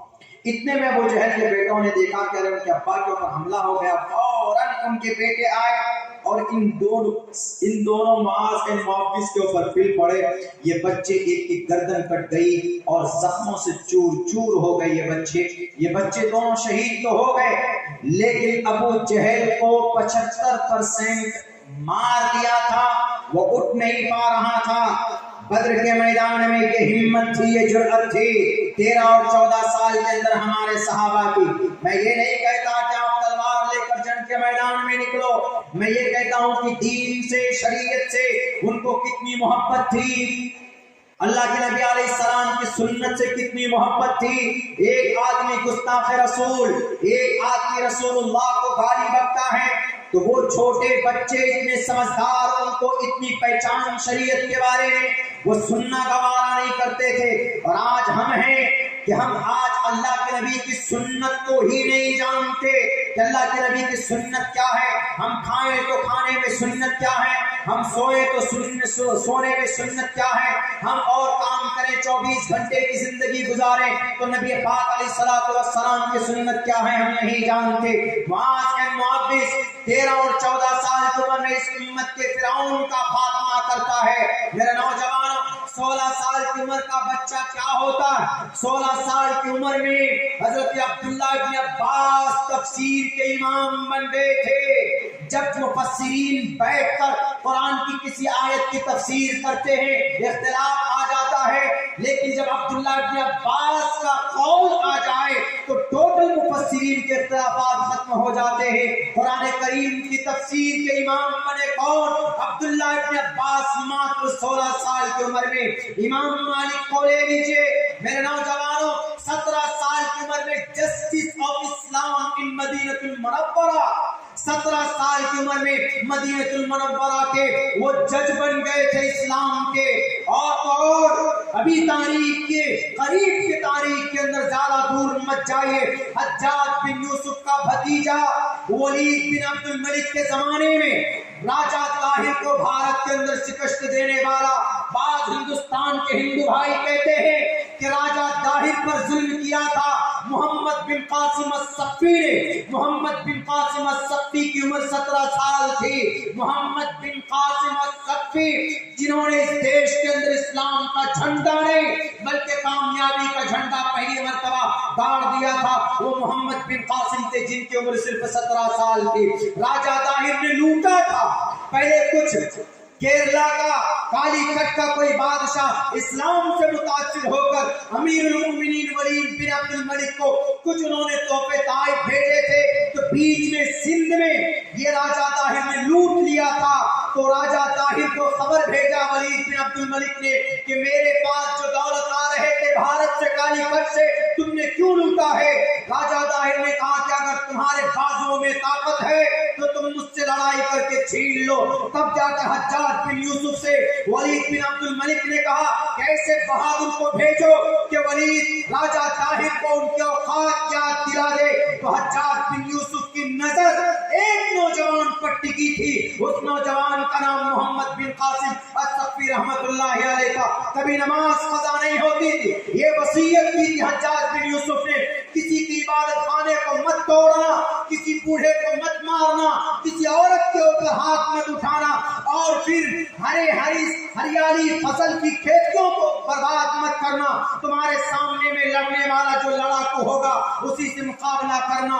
ये उस वक्त में रियायत होती थी, फौजी में लड़ते थे। लेकिन आज जंग होती है, निहत्थों के ऊपर बम बरसाया जाता, 35,000 टन बारूद बरसाया गया है। अभी पिछले 65 दिनों के अंदर गजा पट्टी के ऊपर जालिमों ने, इन यहूदियों ने, इन जुडाइज्म ने, आज कोई दुनिया के अंदर कहने वाला नहीं है कि तुमने 25,000 मासूम औरतों को और 5,000 मासूम बच्चों को तुमने बारूद डालकर दफन कर दिया है। तुम इस देश के अंदर नहीं, तुम पूरी दुनिया के अंदर, तुम दहशतगर्द हो, तुम आतंकवाद हो। तुमको लड़ना है, लड़ो हमास के मुजाहिदीन से, लेकिन मासूम इंसानों को कत्ल करके अपने आप को हीरो समझते हो। ये देश नहीं, ये कानून जंग के खिलाफ है। मोहम्मद बिन कासिम आते हैं, राजा ताहिर से मुकाबला करते हैं। राजा ताहिर को 5 दिन के अंदर उनकी औकात याद दिला देते, तब जाकर लड़ाई फाइनल हो जाती। मोहम्मद बिन कासिम अस्सफ़ी 17 साल की उम्र में वादिये सिंध में कामयाबी का झंडा गाड़ते हैं और फिर वापस चले जाते हैं। कितनी उम्र थी मेरे नौजवानों? मात्र 17 साल की उम्र। और हमारे 17 साल की उम्र का बच्चा हमारे नबी के बारे में नहीं जानता। कोई वेब सीरीज आ जाए, अरे पाकिस्तान का पड़ोसी मुल्क का एक वेब सीरीज बहुत फेमस है, हमारी माएं बहनें भी इसमें आगे रहती है। रोल मॉडल आपका अगर कोई हो सकता है, हमारे माँ बहनों के लिए भी, हमारे नौजवानों के लिए भी कोई शक नहीं है। अल्लाह के नबी अलैहिस्सलातु वस्सलाम की जिंदगी और आपके सहाबा की जिंदगी, इसीलिए कहा गया अस्हाबी कन नुजूम बिअय्यिहिम इब्तदैतुम इब्तदैतुम। अल्लाह ने सिर्फ कुरान और हदीस में नहीं, बल्कि सहाबा किराम के बारे में संस्कृत जुबान में भी कहा।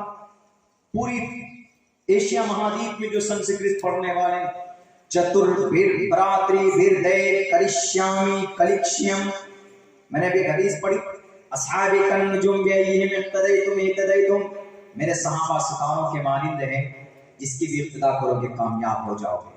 अल्लाह के नबी फरमाते हैं संस्कृत में, चतुर्भिर भ्रातृभिर दैर करिष्यामि कलिक्ष्यम, चतुर्भिर भ्रातृभिर दैर, 4 गुरु ज्ञानी जो हमेशा अंतिम महर्षि के साथ रहते थे, हमेशा उनमें से किसी एक की भी पैरवी कर लोगे, करिष्यामि कलिक्ष्यम, तो आने वाले वक्त में कामयाबी तुम्हारी कदम चुमेगी। वो 4 कौन? खुलाफाए राशिदीन, अबू बकर, उमर, उस्मान और अली। देखिए संस्कृत कुरान और हदीस के अंदर इतने श्री रामचंद्र जी, रावण या और दूसरे खुराफाती जितने भी दुनिया के अंदर, क्रिश्चियनों के अंदर, जुडाइज्म के अंदर, कन्फ्यूशनिज्म के अंदर और जैन के अंदर, बौद्ध के अंदर जो अकीदे की गड़बड़ी है, उनकी पैरवी के बारे में कुरान साफ लफ्जों में कहता है, किसी की भी पैरवी कर लो, नहीं पहुंच सकते हो, लेकिन एक इंसान की पैरवी कर लो, اللہ اور اس کے رسول کی پیروی کر لو، فقد فاز۔ علماء جانتے ہیں من اطاع اللہ و رسولہ، یہ نہیں کہا کہ من اطاع سلمان شاہ رخ خان، نہیں کہا۔ کل کے بچے منحوس، قوم کے لیے رول ماڈل نہیں، قوم کے جوانوں کو بگاڑتے ہیں، فلمیں بناتے ہیں، کیا اوریانیت ہوتی ہے، ویب سیریز بنتا ہے، کیا عورتوں کے لیے وہی ساس بہو، وہی گھر میں جھگڑا، فیشن۔ بہتر زندگی اگر کہیں ہے من اطاع اللہ و رسولہ، اللہ رول ماڈل نہیں ہے، اللہ تبارک و تعالی رول ماڈل نہیں ہے، مطلب اللہ کا کوئی عمل آپ نہیں دیکھ سکتے۔ اسی لیے اللہ تبارک و تعالی نے کہا فرمان میرا ہوگا، طریقہ محمد کا ہوگا۔ اسی لیے جو انسان اللہ کے فرمان کے مطابق اللہ اور اس کے رسول دونوں کی اتباع کر لے گا، فقد فاز۔ یہ قد ہے عربی میں، جب یہ ماضی میں داخل ہوتا ہے تو یہ یقین کا معنی دیتا ہے، یقین کا، یقیناً وہ کامیاب ہو گیا جس نے اللہ اور اس کے رسول کو مانا۔ جیسے کوئی انسان UPSC میں کامیاب ہو گیا، کہتے بھئی کامیاب ہو گیا، رزلٹ مل گیا، چلو ڈی ایم بن گئے، یو ول بی سلیکٹڈ، تم 1 مہینے کے اندر میں ڈی ایم بن جاؤ گے، کامیاب ہو گیا۔ تو ایسے ہی اسلام میں کہا گیا جو آدمی اللہ اور اس کے رسول کو مان لیتا ہے، پیروی کر لیتا ہے، فقد فاز، یقیناً وہ کامیاب ہو گیا ہے، اس میں کوئی شک ہی نہیں ہے اس کی کامیابی میں۔ اور میرے بھائیو، جب آپ میرے نوجوانوں، جب کوئی آپ اپنی زندگی کے اندر ایسا انقلابی پہلو قدم اٹھاتے ہیں تو اللہ تبارک و تعالیٰ آپ کو مثال بناتا ہے۔ میں نے ابھی قرآن کریم کے اندر ایک آیت پڑھی، اصحاب کہف کون تھے؟ وہ بوڑھے تھے؟ نہیں، جوان تھے، پیسے والے تھے، بہت پیسے، سرداروں کے بیٹے تھے اصحاب کہف، زیادہ نہیں تھے، بہت تھوڑے تھے، لیکن انہوں نے اللہ کے عقیدے کے خلاف جو بادشاہ آواز بلند کر رہا تھا اس کے خلاف کھڑا ہو گیا۔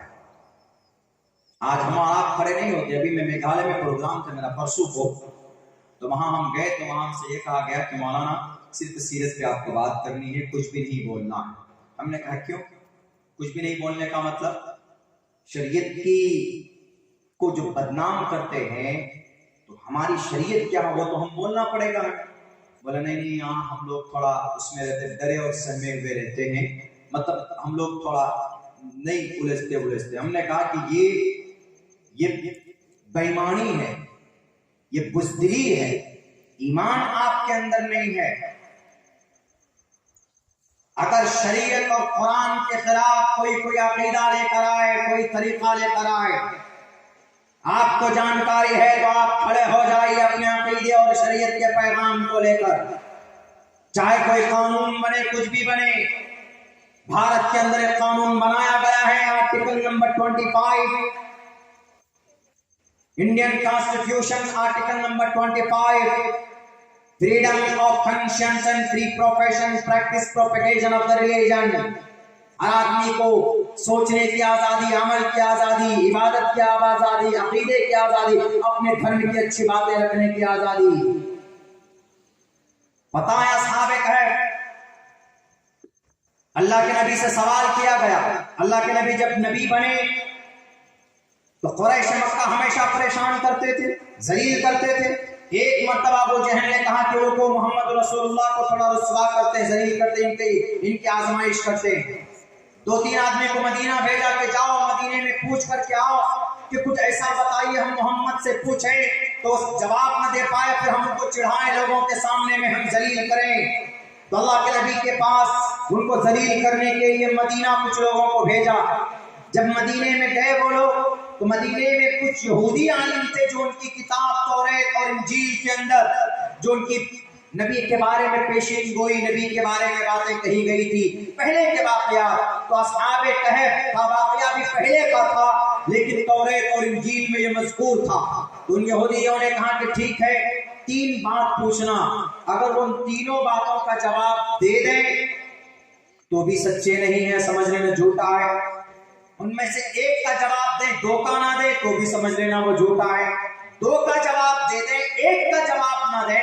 3 बात बता रहा हूं, 3 सवाल करना, 2 का जवाब दे दे, 1 का ना दे तो समझ लेना कि वो सच्चा है अपने दावे में। तो 3 सवाल क्या था? एक सवाल था रूह के बारे में कि जाओ पूछना कि रूह क्या है, और दूसरा सवाल ये पूछना कि बताओ उस शख्स के बारे में कि जो आदमी मशरिक से मगरिब तक पूरी दुनिया का सफर किया हो, हुकूमत की हो, कौन है वो। और तीसरे उन लोगों के बारे में पूछो कि जो एक गार में जाकर छुप गए थे शिर्क के खिलाफ लड़ते लड़ते, बादशाह के खिलाफ, लेकिन कभी भी सर को नहीं झुकाया था। बताओ वो कौन लोग हैं। जब वो लोग ये तीनों सवाल लेकर आए मोहम्मद रसूलुल्लाह के पास, आप अलैहिस्सलाम से पूछा कि मोहम्मद इब्न अब्दुल्ला, अपने आप को नबी बोलते हो, हमें जरा अच्छा बताओ, तुम तो नबी हो, तुम पर वही आती है, तो तुमको तो तुम्हारा अल्लाह बता देगा। ये 3 सवाल है, रूह क्या है, और कौन सा शख्स है जिसने पूरी दुनिया का सफर किया, और तीसरे उन लोगों के बारे में बताओ जो गार में जाकर छुप गए थे। तो अल्लाह के नबी अलैहिस्सलाम ने कहा कि मैं अभी नहीं, मैं कल बताऊंगा। इतना बोले, कल बताऊंगा। तो अब अल्लाह के नबी सोच रहे थे कि इस बीच में वही आ जाएगी, अल्लाह तबारक व तआला की तरफ से हमें ये खबर दे दी जाएगी, मैं बता दूंगा। लेकिन आप ये कहना भूल गए इंशाअल्लाह। आप नहीं बोले, कहते हैं ना कि भाई मैं इंशाअल्लाह आ जाऊंगा, इंशाअल्लाह कल बता दूंगा, इंशाअल्लाह बोलते हैं, ये वहीं से है।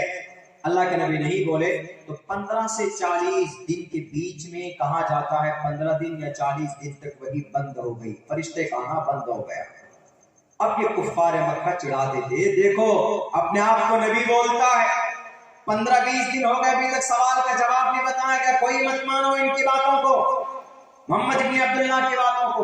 15 दिन के बाद हजरत जिब्रील अमीन आकर सबसे पहले कहते हैं कि भाई मोहम्मद रसूलुल्लाह, आप किसी भी चीज के बारे में ये मत कहिए कि मैं कल बताऊंगा या कल करूंगा या कल कहूंगा, लेकिन उसके साथ जोड़िए इंशाअल्लाह। इसीलिए कहा जाता है कोई भी काम कीजिए, नेक काम, बुरा काम नहीं। पता चला आप चोरी करने जा रहा होता है कि इंशाअल्लाह मैं कल चोरी करूंगा, इंशाअल्लाह मैं कल मोबाइल के अंदर पबजी गेम खेलूंगा, इंशाअल्लाह मैं किसी को गाली दूंगा, इंशाअल्लाह मैं शराब पीऊंगा। नहीं, ये नहीं होना चाहिए। नेक काम, अच्छे काम, इंशाअल्लाह मैं कल ये काम करूंगा, इंशाअल्लाह मैं कल आऊंगा, इंशाअल्लाह मैं कल बताता हूं, इंशाअल्लाह। वला तक़ूलन्ना लिशैइन इन्नी फ़ाइलुन ज़ालिका गदा इल्ला इन यशा अल्लाह। इंशाअल्लाह बोलिए। तो तब वहां पर अल्लाह के नबी अलैहिस्सलाम ने कहा, उन्होंने पूछा था रूह के बारे में, तो अल्लाह तबारक व तआला के जरिए से वही आई, ए नबी आपसे रूह के बारे में पूछते हैं तो आप बोल दीजिए कि रूह मेरे रब की चीज है, मेरे रब का फरमान है। मुकम्मल क्लियर ने किया, वयसअलूनका अनिर रूह कुल रूह मिन अम्रि रब्बी, इसको मुबहम रखा, यानी उनको समझ में नहीं आया, इस सवाल का जवाब कंप्लीट नहीं हुआ।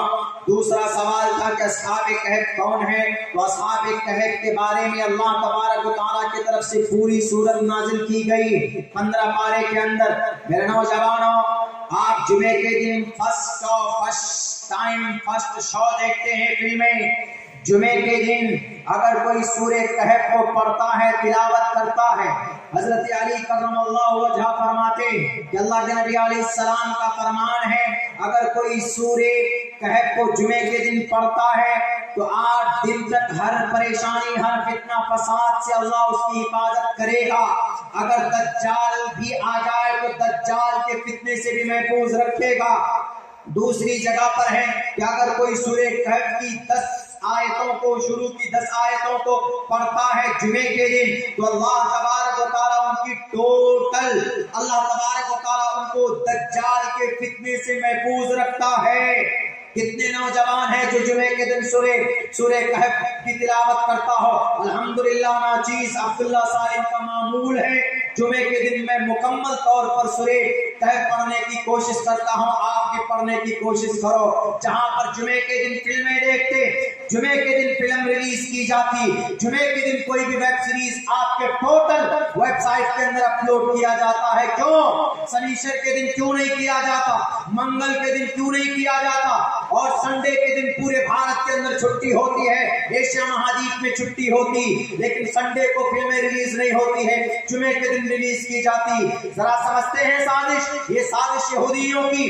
فلمیں بناتا ڈائریکٹر ہے, پروڈیوسر ہے, لیکن ان فلموں کو ریلیز کرنے والی کمپنی ہوتی. ہمارے بھارت کے اندر جو بالی ووڈ ہے, ان بالی ووڈ کے اندر ٹی سیریز ہے, وینس ہے, اور نہ معلوم کون کون سی کمپنی. یہ کمپنی ڈائریکٹر سے کروڑوں میں فلم خرید کر پھر یہ فیصلہ کرتے ہیں کہ ہمیں جمعے کے دن ہی ریلیز کرنا. جمعے کے دن وہ بھی 3 بجے سے نہیں, 6 بجے سے نہیں, 9 بجے رات سے نہیں, بلکہ 12 بجے دن سے یہ فلمیں ریلیز کی جاتی ہے. سازش یہ ہے کہ جمعے کے دن مسلمان نماز پڑھتا ہے, فلمیں ریلیز کرو گے تو تقریباً 50% نوجوان جمعے کی نماز نہیں پڑھے گا, فلم کے ہال کے اندر نظر آئے گا. آپ کے ایمان کو کھوکھلا کرنے کے لیے یہودیوں کی طرف سے یہ سازش ہے. اور مارول, ٹی سیریز, وینس, یہ ساری کمپنیاں ان کی ان یہودی نالائقوں کی ہیں. یہ لوگ آپ کے ایمان کو کھوکھلا کرنا چاہتے. نبی پاک علیہ الصلوۃ والسلام سورہ کہف نازل کیا جاتا اور کہا گیا کہ اصحاب کہف کون تھے. مختصراً اصحاب کہف کے بارے میں بتاتا ہوں. بڑے رئیس گھرانے کے نوجوان تھے, لیکن دیکھا کہ ان کا بادشاہ جو دقیانوس تھا وہ کہتا تھا کہ اللہ کے علاوہ میری عبادت کرو, میں تمہارا بادشاہ ہوں. ان نوجوانوں نے, جوان تھے, وقال فتية آمنوا بربهم وزدناهم هدى وربطنا على قلوبهم إذ قاموا فقالوا ربنا رب السماوات والأرض. ان نوجوانوں نے کہا بادشاہ سے, اے بادشاہ میں تمہارے دین کو, تمہارے خدا کو اور تم کو خدا نہیں مانتا, ہم اس خدا کو مانتے ہیں جنہوں نے منی کے ناپاک قطرے سے بھی زمین پر خوبصورت انسان بنایا, جو سورج کو مشرق سے طلوع کرتا ہے, مغرب میں غروب کرتا ہے, جس نے آسمان و زمین کو پیدا کیا, چاند سورج کو پیدا کیا, جس نے تم کو انسان بنایا, تم کو 9 مہینے کے اندر ماں کے پیٹ میں رکھا, وہاں پر تم کو غذا دی ہے. ہم ان کو خدا مانتے ہیں. ہم خدا اس کو مانتے ہیں جس نے 6 کروڑ 30 لاکھ مربع میل کے علاقے میں اس زمین کو پیدا کیا. ہم خدا اس کو مانتے ہیں جس نے 14 کروڑ 6 لاکھ مربع میل کے علاقے کے اندر سمندر کو پیدا کیا. ہم خدا اس کو مانتے ہیں جو ایک پلانیٹ کے اندر تقریباً ہمارے گیلیکسی سسٹم میں 8 گرہوں کو پیدا کیا ہے. ہم خدا اس کو مانتے ہیں, تم کو خدا نہیں مان سکتے. وہ بادشاہ نے کہا اگر خدا نہیں مانو گے تو قتل کر دیے جاؤ گے. وہ نوجوان اپنے گاؤں سے شرک کے خلاف, بادشاہ کے خلاف, بددینی کے خلاف نکل کر ایک درخت کے نیچے جا کر بیٹھ جاتے ہیں, وہاں مشورہ کرتے ہیں. ایک دوسرے سے پہلے بات نہیں کرتے تھے, لیکن جب بات ہوئی تو اللہ تبارک و تعالیٰ سے دعا کی. وقال فتية آمنوا بربهم وزدناهم هدى وربطنا على قلوبهم. جب آپ اللہ کے لیے اپنی زندگی قربان کرتے ہیں تو آپ زمین پر کوئی بھی دعا کرو گے تو انشاءاللہ تبارک و تعالیٰ اللہ آسمان پر آپ کی دعا کو قبول کرے گا. ان نوجوانوں نے دعا کی, آمنوا بربهم, اللہ انہوں نے اپنے رب پر ایمان لایا, وزدناهم هدى وربطنا على قلوبهم, اور اللہ نے ان کے ایمان کو تقویت دی اور ان کے دل کو جما دیا ہے اللہ تبارک و تعالیٰ نے, اور ان کو ایک گہرے غار کے اندر اللہ تبارک و تعالیٰ نے سلا دیا, اور وہ کئی سو سال تک سوتے رہے وہاں پر.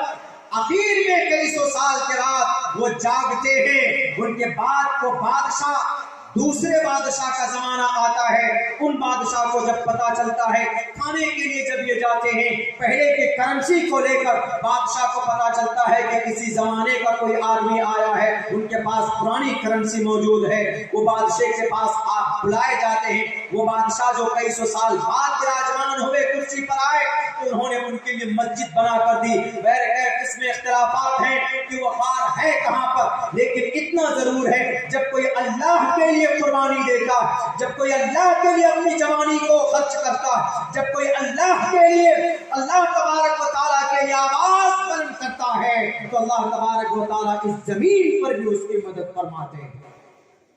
میرے نوجوانوں, اگر فیصلہ کرو آپ کہ ہم سوشل میڈیا کا नाजायज इस्तेमाल नहीं करेंगे, मोबाइल का गलत इस्तेमाल नहीं करेंगे, दुनिया के इन नालायकों, ये बेज़मीर बेईमान लोगों के पीछे अपनी जिंदगी को नहीं डालेंगे।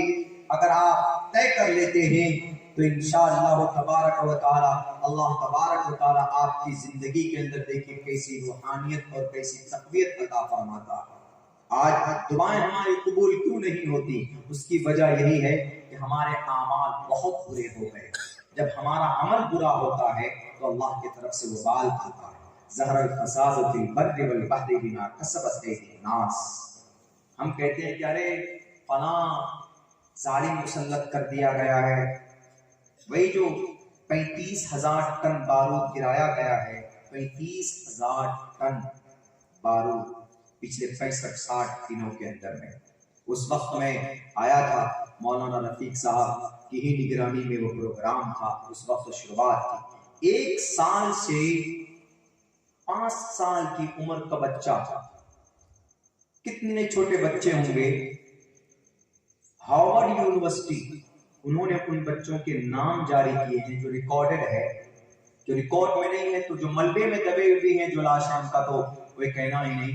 5 से 6 हजार बच्चे हैं जिनकी लाशें मिली, बच्चे मासूम। बताइए 75 साल पहले इनकी जगह नहीं थी, इनको अपना कोई इनका मकान नहीं था, लेकिन 75 साल के बाद आज इतनी ताकतवर ये हो गए, इतनी ताकतवर ये हो गए कि आज पूरी दुनिया के अंदर सबको अपने कब्जे में इन्होंने ले लिया। मैंने पहले भी शायद ये बात बताई थी, इशारतन आपको एक बात बता दूं, जब कोई आदमी कुरान और सुन्नत पर अमल करता है, अगर कोई काफिर भी उस पर अमल करता है तो दुनियावी एतबार से अल्लाह उसको दुनिया में उसका अच्छा रिजल्ट जरूर दे देते हैं उसको। इन यहूदियों ने दुनियावी एतबार से हमारे कुरान और शरीयत पर कुछ बातों पर उन्होंने अमल किया है, जिसकी वजह से शायद वो आज दुनियावी एतबार से कामयाब, मुकम्मल तौर पर अमल करते तो इतने जालिम नहीं होते। एक काम तो इन्होंने ये किया कि अपने बच्चों को बहुत पढ़ाया, हालांकि इस्लाम में पढ़ाने का पैगाम क्या था? इक़रा, सबसे पहली वही क्या है? इक़रा, इक़रा, सिर्फ इक़रा ही पढ़ा बस, इक़रा पढ़ो, इसी को लिया उन्होंने, आगे नहीं लिया बिस्मि रब्बिकल लज़ी खलक़। अगर रब का नाम लेकर पढ़ते तो वो इतने जालिम नहीं बनते, वो इतने जाबिर नहीं बनते, इतने फासिक नहीं बनते, लेकिन इक़रा पर अमल किया उन्होंने, पढ़ाई की, अपने बच्चों को पढ़ाया। सबसे ज्यादा पढ़ा लिखा कौन? यहूदी होता। हमारे बच्चों को बर्बाद करने में कौन आगे? यहूदी आगे। वो अपने ईमान का, मुस्लिम का सबसे बड़ा दुश्मन कौन इस दुनिया के अंदर? यहूदी। पता है आपकी ईमान को कमजोर करने के लिए कितनी मेहनत करते हैं? वो अपने बच्चों को मदरसे में भेजते हैं। एक छोटी सी मिसाल देता हूं, उसके बाद फिर मैं अपनी बात खत्म करता हूं, चूंकि वक्त बहुत हो चला है। मैं भी लंबा सफर करके पहुंचा हूं आपके पास, 2-2, 3-3 फ्लाइट चेंज करके तब यहाँ तक पहुंचते हैं। गुजरात आने में कई एयरपोर्ट क्रॉस करके पहुंचना पड़ता, तभी पहुंच पाते। 2 दिन का सफर में यहाँ तक पहुंच पाया हूं। तो इस्लाम की रूहानी ताकत को मिटाने के लिए वो लोग अपने बच्चों को मदरसे में भेजते हैं। एक यहूदी सिर्फ एक चीज पर रिसर्च करने के लिए अपने बेटे को मदरसे में भेजा कि जाओ, हम टोटल मुसलमानों को कुफ्र की हालत में मारना चाहते हैं, काफिर बनाकर मारना चाहते हैं। तो किसी ने कहा कि भाई ये तहकीक तो तुम कुरान हदीस से नहीं कर सकते, तुम मदरसे में भेजो अपने बच्चे को। तो वो यहूदी अपने बेटे को मदरसे में भेजता है। उसका बच्चा पढ़ने के बाद 7 साल 8 साल 9 साल पढ़कर जब आता है, आने के बाद तब कहता है कि हाँ बताओ साहब, 8 साल 9 साल की कुर्बानी दे दी, हमारा बच्चा कुछ नहीं, हमारा बच्चा फैशन, हमारा बच्चा बस सोशल मीडिया, हमारा बच्चा बस मोबाइल। मेरे भाइयों, 9 साल की कुर्बानी उस बच्चे ने दी, आलिम बनकर आया। इसलिए आलिम नहीं बना कि वो اللہ کو راضی کرے گا. اس لیے آیا کہ وہ ایمان والوں کی ایمان کو سلب کرے گا. جب وہ آتا ہے اس کا باپ کہتا ہے کہ ذرا بتاؤ ہم ان مسلمانوں کو کفر کی حالت میں کیسے ماریں گے، ذرا بتاؤ. کہا کہ سمپل ہے. کہا کہ اچھا یہ بتاؤ کہ اگر یہ مسلمان اگر کوئی کام نہ کریں ایمان پر گارنٹی کے ساتھ، کون سا عمل کرنے سے ان کی موت ہوگی گارنٹی کے ساتھ، یعنی نماز بھی نہ پڑھے روزہ بھی اگر نہ رکھے، تو ایسا کون سا عمل ہے جو مسلمان کرے گا تو وہ ایمان کی حالت میں مرے گا، بتاؤ ذرا.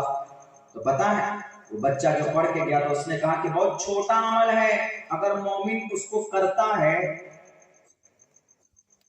تو مرتے وقت اس کا خاتمہ ایمان پر ہوگا، وہ کفر کی حالت میں نہیں مرے گا، مومن بن کر مرے گا. بھائی پوری زندگی اس نے عبادت نہ کی ہو لیکن اگر وہ عمل کرتا ہے. کہا کون سا عمل بتا؟ کہا کہ اگر مسلمان مسواک کی سنت پر عمل کرے، مسواک ہم لوگ بھول گئے، مسواک کی سنت پر عمل کرے تو مسواک کے 70 فوائد ہے، بہت زیادہ فوائد ہے، لیکن ان میں سے ایک فائدہ یہ بھی ہے، ادنا فائدہ، ان میں سے ادنا فائدہ یہ ہے کہ جو آدمی مسواک کرتا ہو اپنی زندگی میں اس آدمی کی موت حالت ایمان پر ہوگی. ادنا فائدہ مسواک. کہا اچھا یہ مسواک جو لکڑی کی دانت میں کرتے ہیں؟ کہا ہاں یہ مسواک ان کے نبی کی سنت ہے، ان کے نبی کا طریقہ ہے اور ان کے نبی بتا کر کے گئے. کہا اچھا تو اس عمل کو ختم کرتے ہیں، ہم اس مسواک کو ہی ختم کر دیتے ہیں. پھر تب جا کر انہوں نے ایک نئی چیز ایجاد کی، کولگیٹ جو پیسٹ ہے یہ کن کا؟ ہمارا آپ کا؟ یہ یہودیوں کا ہے، میڈ ان یہودی. Colgate has been made by یہودی نے بنایا کولگیٹ کو. اور کولگیٹ کے ساتھ میں اورل بھی برش استعمال کرتے، برش پیسٹ لگا کر یہودی. آج تقریباً میں دعوے کے ساتھ کہہ سکتا ہوں 80-85% مسلمان کولگیٹ پیسٹ برش استعمال کرتا ہے. لیکن ہاں قربان جائیے ہمارے تبلیغ جماعت کے ساتھیوں پر، مسجد میں نماز پڑھنے والے ساتھیوں پر، وہ آج بھی مسواک کا استعمال کرتے ہیں. اور آپ کیجیے، سنت رسول ہے. اگر ایک سنت پر آپ عمل کرتے ہیں تو اللہ سو شہیدوں کا ثواب عطا فرماتا ہے. آپ کی دیکھیے کتنی چھوٹی ہم چیز سمجھتے ہیں اس کو، مسواک کوئی وہ نہیں ہے، چلیے نہیں کریں گے کوئی دقت نہیں ہے. لیکن آپ کی ایک ایک چیز کو ختم کرنے کے لیے، سلب کرنے کے لیے وہ 9 سال کی قربانی دے رہے ہیں ریسرچ کرنے کے لیے.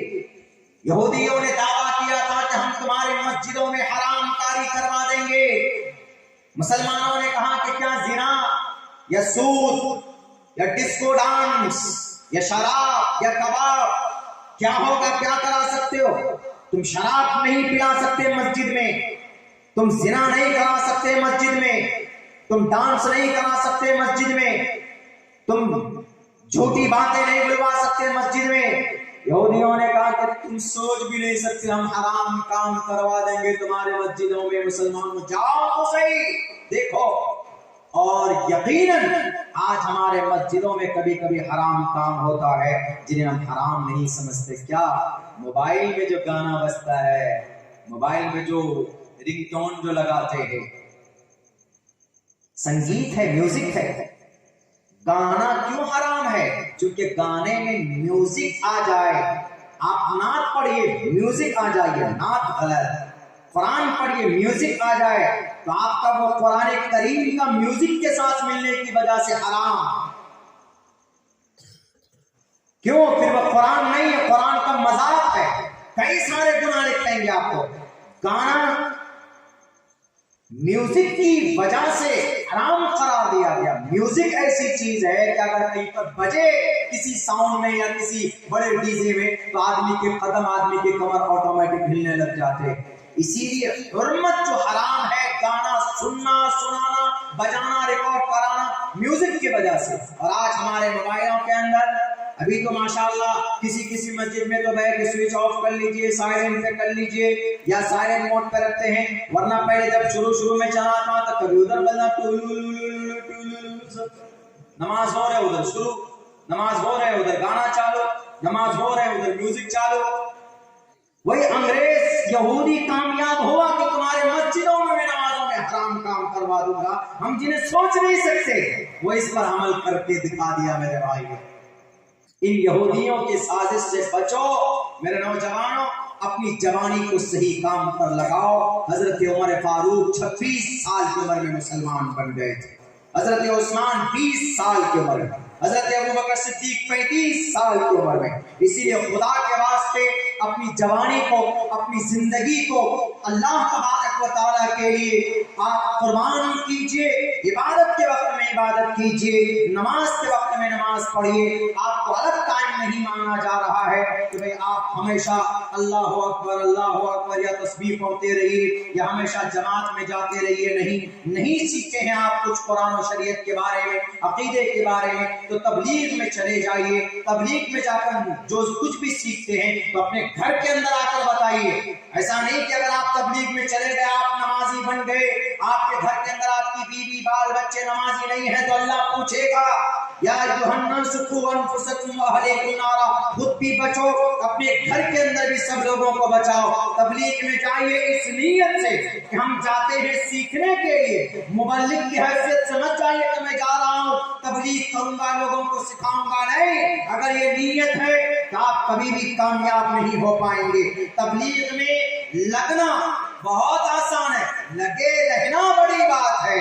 लगे रहिए, जमकर काम कीजिए, रज़ा इलाही के लिए काम कीजिए, अपने माशरे के अंदर तब्दीली लाने के लिए काम कीजिए। इंशाअल्लाह तबारक व तआला एक दिन वो आएगा जब अल्लाह तबारक व तआला ने हजरत फातिमा से कहा था कि फातिमा अपने बाप को इस हालत में देख रहे हो, गवाह रहेगा ये करीमा अल्लाह तबारक व तआला क़यामत आने से पहले हर कच्चे पक्के मकान तक दाखिल करा देगा। हम और आप भी अगर उसका जरिया और सबब बन जाए तो मेरे भाई जिंदगी संवर जाएगी। इन यहूदियों के शोबदेबाजी से और इनके मकर फरेब से और इनके खुशहाल जिंदगी से और इनकी जदीद टेक्नोलॉजी से मुतासिर होकर इनके गुलामी में मत आइए।